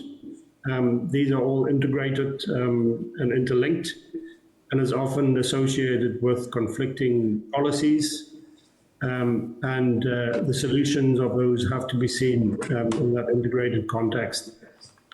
Soil is obviously a very important natural resource in Northern Ireland, considering our dependency on the agriculture sector. And good soil help us for continued productive agriculture sector, but also to help us to maximize the opportunities in terms of carbon sequestration and above ground vegetation. And managing of our soils then is very important, providing a key role in managing carbon and in fact our nutrients, particularly phosphorus and nitrates, within the farming and other land uses. Our previous studies on catchments has also shown that a wider soil sampling scheme would be transformational to facilitate our management of our soils. Water quality is one of our main environmental challenges in Northern Ireland. And again, this interlinkage with soil use is important for this holistic and integrated approach, that we need to look at these things in an integrated manner to improve our waterways, including measures such as manure management, using circular economy. But there's no single solution to the water quality challenges we face in Northern Ireland. And therefore this catchment-based approach is very important. Biodiversity is almost a consequence of good environmental health, and it's almost being used as an indicator in protecting our environments, again, help us to cope with climate change mitigation adaptations. And as you heard from Lord Devon this morning, we touched on peatlands in particular. It's managing of our peatlands and protecting those habitats that are important for contributing to the objectives. Thank you. Okay. Well, thank you for that briefing. A number of members coming in. There's just a couple of things I want to just say before we move around. Your briefing made reference to the importance of collaboration and the transboundary nature of the issues that we face here on this island. Well, see, bearing that in mind, do you think it's sensible for this island to have two separate goals and standards and approaches when it comes to setting targets for climate change? So, if I may, I think as I said, and in the paper, greenhouse gases are a global issue, and we are within the UK, so we can't comment politically on what that is or isn't. But the bottom line, from a scientific perspective, is that greenhouse gases are a global issue. There does need to be collaboration east-west as well as north-south to look at how best we can reduce those emissions and work together to, as I say, both east-west and north-south, and even further internationally to see how best we can actually address the overall global emissions, more so than even the very local Northern Ireland emissions. Okay. Well, if the targets which we're looking at in terms of the department bills was implemented, and bearing in mind that our food and is all, for example, is processed across the island of Ireland, do you think that effectively we would have lower environmental standards here in the north? And do you think that have any impact for trade with the rest of the EU or the rest of the world, that one part of the island would have different environmental standards? Certainly, the food that would be coming from here would be deemed to not come from practices that are environmentally sustainable. But do you think that have any impact for our international reputation and for our ability to access international markets? That's not something we have looked into to any great extent. I have to say we're very focused on solutions to reduce emissions as opposed to measuring the impact on trade at this moment. I'm aware that there's work potentially starting to look at that, perhaps working with DERA, but it's not something we've any real evidence for at this moment in time. And you see, in relation to solutions, you will appreciate probably more than me that so these solutions change. They change with emerging evidence and science, and we've also seen in relation, for example, Wales and Scotland, where they have adjusted their targets. So, would you agree with me that the current known solutions will not be they'll not be the current solutions maybe in a few years' time, and to that regard, that we should be more ambitious in terms of the targets that we set? Science will always bring through new innovations and new solutions, and the more that's invested in it, the greater possibility and efficacy and potential for success of those solutions. So I need a crystal ball to answer that question completely, but I, from a science perspective, would be assured and would have confidence that there will be new solutions going forward. And I think in our paper we have also said that it would be important, therefore, to have a mechanism which would keep targets and keep abilities and the climate change action plan under review, to be able to make sure that the state-of-the-art knowledge is recognised within the action plan, within the inventories, and within the targets going forward. So I'd have confidence that there will be solutions coming forward, and I think it is important to have a mechanism to make sure that those are recognised, and that flexibility is built into the piece going forward to achieve the best that we can in the time frame given. Perfect. Thank you, Elizabeth. I'm going to move around the room. Rosemary? Hear me? Yeah. Yes, Rosemary, we got you. For your comments. Just I want to ask something. It's in relation to carbon sequestration. Does agriculture get any recognition for carbon sequestration? By that I mean, you have your grass growing on your farmland, you have your hedgerows and everything like that. Does agriculture, because we're talking about agriculture reaching 82% by 2050, And is there any recognition of what they do get? Yes, Rosemary. The improved grassland and grassland and crops are all recognised within what's called the LULUCF inventory, the land use change and forestry inventory. So yes, there is a recognition, and our science is very much trying to make sure that the information is fed into those inventories, just how much carbon is being sequestered in our grasslands. Now, a current piece of work that we're working towards is how much is sequestered in our hedgerows, and making sure that those figures are fed into the inventory and are recognised as well. So forestry is recognised, grasslands and crops are recognised, and there are other areas that need to be recognised as well, but that work is underway. Okay, thank you. I'm just thinking again of emissions, greenhouse gas emissions. What new technology are you looking at that could improve these greenhouse gas emissions and measure them better? Sorry, Rosemary, just to measure them better, or are you asking about actual solutions? New technologies underway that you're looking at the moment.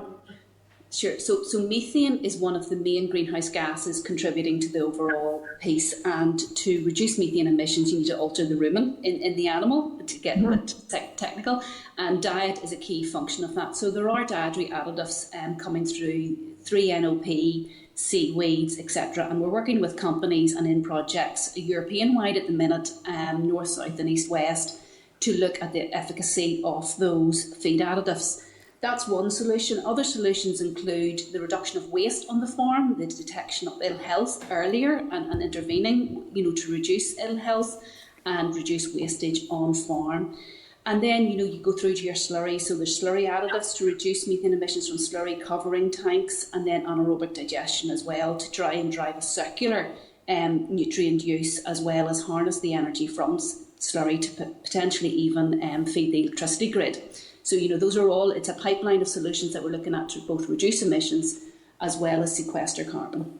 Yeah, and we're listening to our new electric cars. What progress has been made on agricultural machinery? Your silage making machinery, things like that, heavy machinery that an electric batteries. Yes, and I'd need to look into it a little bit more, Rosemary, but my understanding is that it is batteries. It's the size of the batteries and the battery power that's currently a huge challenge within that space. But there's a lot of robotisation work going on across the University of Lincoln, which we are keeping a good eye on as well. So I think those are all developments that are coming forward.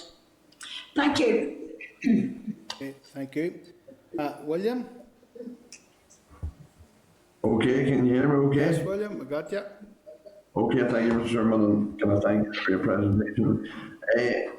In relation to reaching net zero by 2045 and the dangers that would pose to the agriculture sector and the possible reduction in livestock, at the end of the day, what overall difference, if we achieve 82% by 2050, the difference, overall difference in the reduction of emissions in the UK, I would have thought would be very, very minimal. Even if Northern Ireland reached net zero by 2045, we would have damaged our industry, would have achieved very little. Would that be the right analysis in that?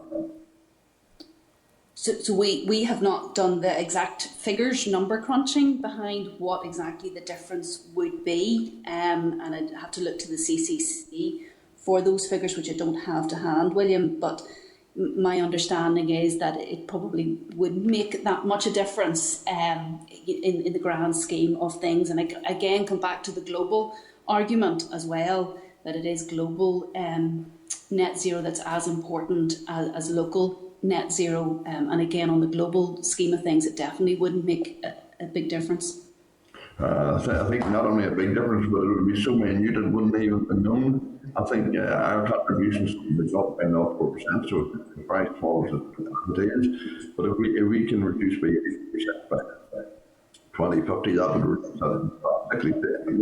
that. In reality, what it is mean is that the UK reached that zero. For me, that seemed a sensible proposition. Okay, thank you. Thank you, William. And Patsy.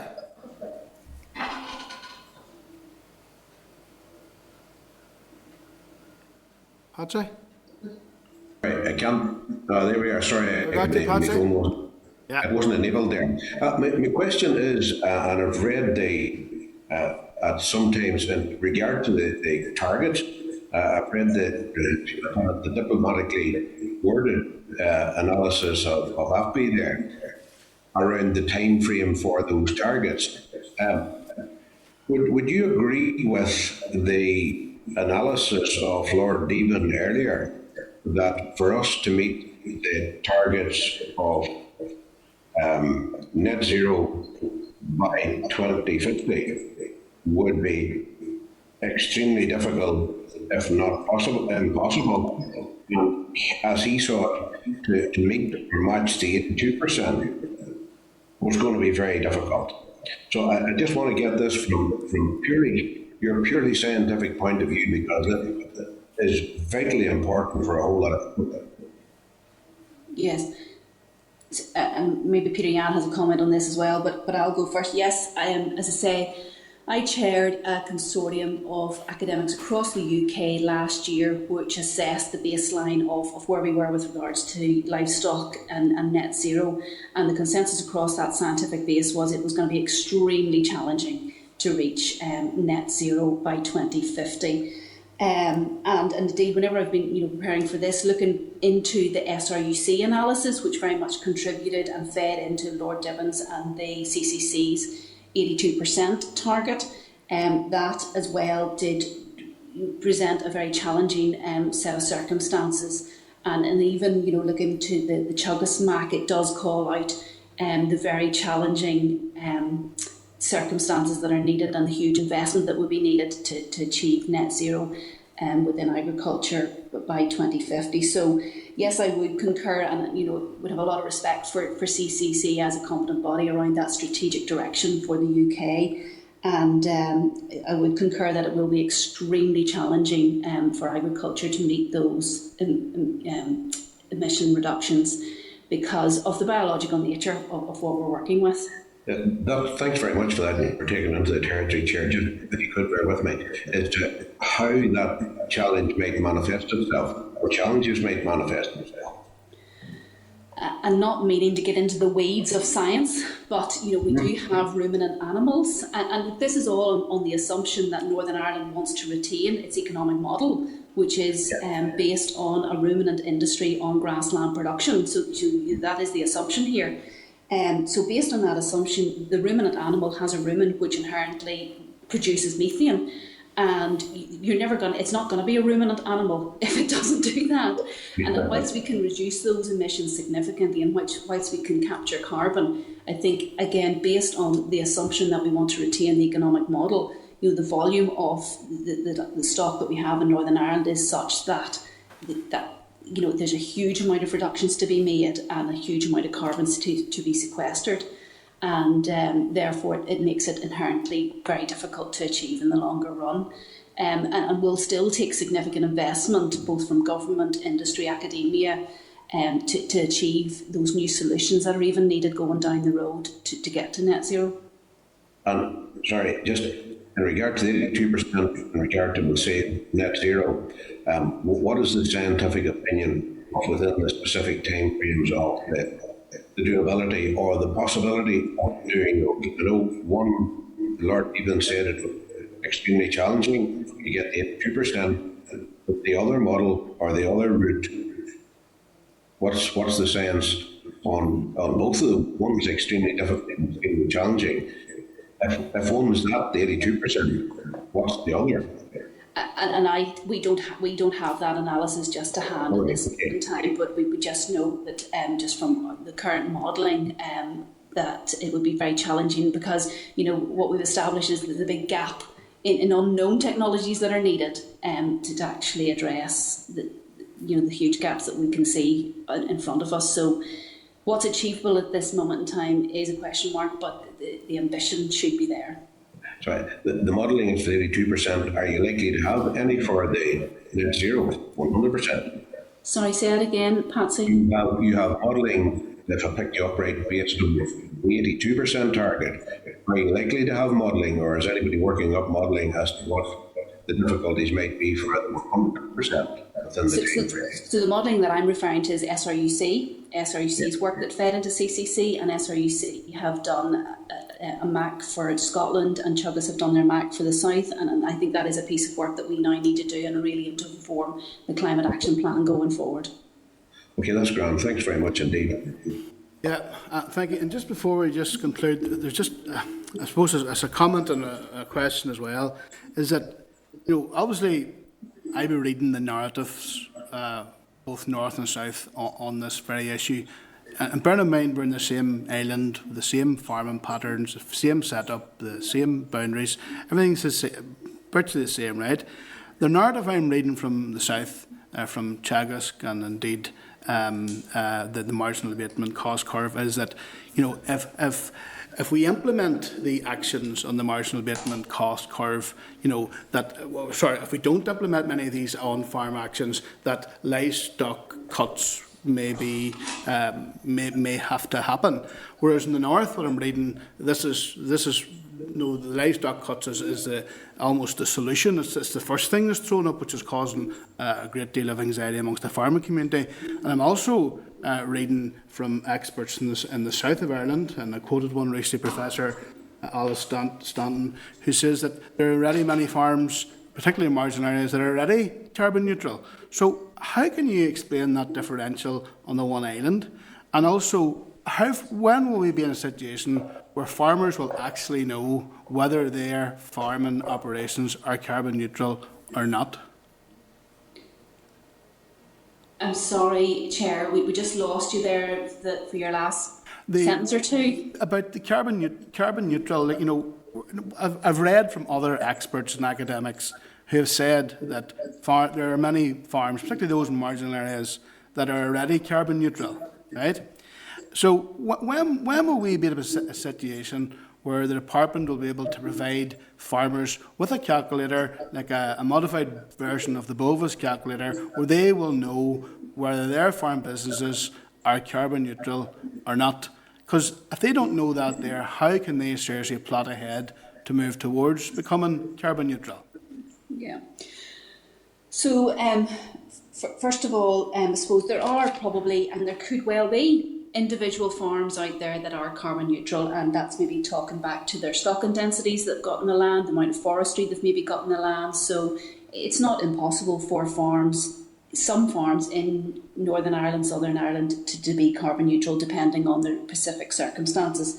However, in this whole game of what we're talking about is the national goal. And with regards to the calculator, there is a beef carbon calculator associated with the Bovis tool at the minute. So that is currently available, and indeed some of the work that we're doing with LMC and NIMEA and others, etc., is using that to measure carbon calculations, and with CAFRE as well. So that's actually being rolled out at the minute. But there are other carbon calculators, again, from SRUC, the Agri-Calc tool, the Cool Farm calculator. So there are a number of calculators there now. One of our jobs that we hope to do going forward is actually harmonise some of those calculators as well, and they can ever be improved upon. So I think that hopefully answers your carbon calculation question. Well, I think that's important to hear that from the department, that there may well be farms out there already carbon neutral, because the headlines that have been emerging from the climate change debate has left most farmers very worried, because they believe that they have to cut at least 50% of their livestock rates. But if we're hearing from the department now that it may be the case that farms are carbon neutral, then that wouldn't be the case, and wouldn't it not? Well, and as I said, I don't know the specific circumstances, and some of those farms may have very low stocking densities. Mm-hmm. So it's you could have bespoke situations. That's fair enough, but as I say, this is the national argument I think we're talking about. But so livestock cuts isn't the immediate solution to this, that there may be other solutions, and in fact there may well be farms, there clearly are farms already that are carbon neutral. It depends on the target that we want to meet, and livestock numbers is an obvious mitigation here and now. There are other solutions in the pipeline, But this will not be, there'll not be one golden bullet to get to the solution. It will be a combination, and it all depends on the target and by when we need to get there as to what you would have to adopt. That's perfect. Well, hey, thank you very much for that this morning. Really helpful, Elizabeth, Peter, John, and Josephine. Really helpful. And so we'll be seeing you all again as this debate and other matters unfold. Thank you very much. And can I seek agreement from the committee to publish the AFBI briefing paper on the web page? Yeah. And thank you for your attendance. Okay. So we're item 10, members, written briefing, the sea fish industry, coronavirus fixed cost scheme NI 2021, written briefing page 67. I want to advise members that the statute rule provides the legislative basis for provision of financial support to the static gear fishing fleet to help the sector deal with the continued impact of COVID-19 on the market for shellfish species that it lands, particularly crab and lobster. The SR replaces SR 2165, which was made on the 12th of March 2021. On the 27th of April, the Examiner Statute Rules drew special attention to SR 65 on the grounds that it was ultra-vires due to Department citing incorrect primary powers. The SR enable payments to be made in respect of 2 eligible fishing vessels who had not received payment in respect of their fixed costs in the period before the Examiner was reported the virus issue. Are members okay with the merits of this, or anything you want to say? Or? Enough of it? Okay, members. Okay, okay, members. We're at item 11, correspondence, page 82. Your packs. I want to draw attention to correspondence at page 155. The Minister, in response to committee's letter to him regarding a support scheme for Glenelly farmers, the Minister advises that the draft legislation will come before the committee on the 1st of July. Are members content that we write to the Minister to welcome the development and to ask what measures will be in place to support farmers who are affected but did not submit force majeure applications at the time? And okay, that be right? Sorry, and also there's 2 levels of compensation for the lowland and the SDA land. Just give me a bit of clarity as to the 2 differential rates. Okay. Okay, members, for work programme number 12, I want to refer members to page 400. And then additional meetings. I want to remind members that there will be an additional virtual meeting and closed session this afternoon at 2:30 to discuss the investigation around the withdrawal of staff from the ports. Starleaf invitations have already been issued for this meeting. There are several Thursday afternoon meetings set aside to allow time for the committee to consider a way forward and to agree the committee's report. Committee meeting has been arranged for Wednesday, 16th of June at 2:15 in order to progress the evidence sessions for the climate change bill, when we will receive oral briefing from the Climate NI and NIEL. Stakeholder event. There will be a stakeholder event. Can I remind members who have yet to advise the clerk for availability for the 2 stakeholder events on the 17th of June to do so at close of play today in order for staff to make the necessary arrangement for the event. And Claire and Rosemary are the only ones so far have confirmed, but no doubt you'll all be rushing in after this. Okay, members, is there any other particular business you want to raise before we close down this afternoon? Okay. Members, okay, the next meeting will take place, obviously we're later on this afternoon. This afternoon's closed session at 2:30, and then Thursday 17th of June with a virtual stakeholder event at 10 a.m. and 6:30 p.m. And the next regular meeting will be on Wednesday 16th of June at 2:15, and will be a hybrid meeting streamed on the Assembly website. So members, we're going to adjourn the meeting, and sure we'll catch up these in just over an hour's time, okay? Take care everybody. Okay, Chair, thank you. Good This is luck. the Northern Ireland Assembly, Committee Room 30.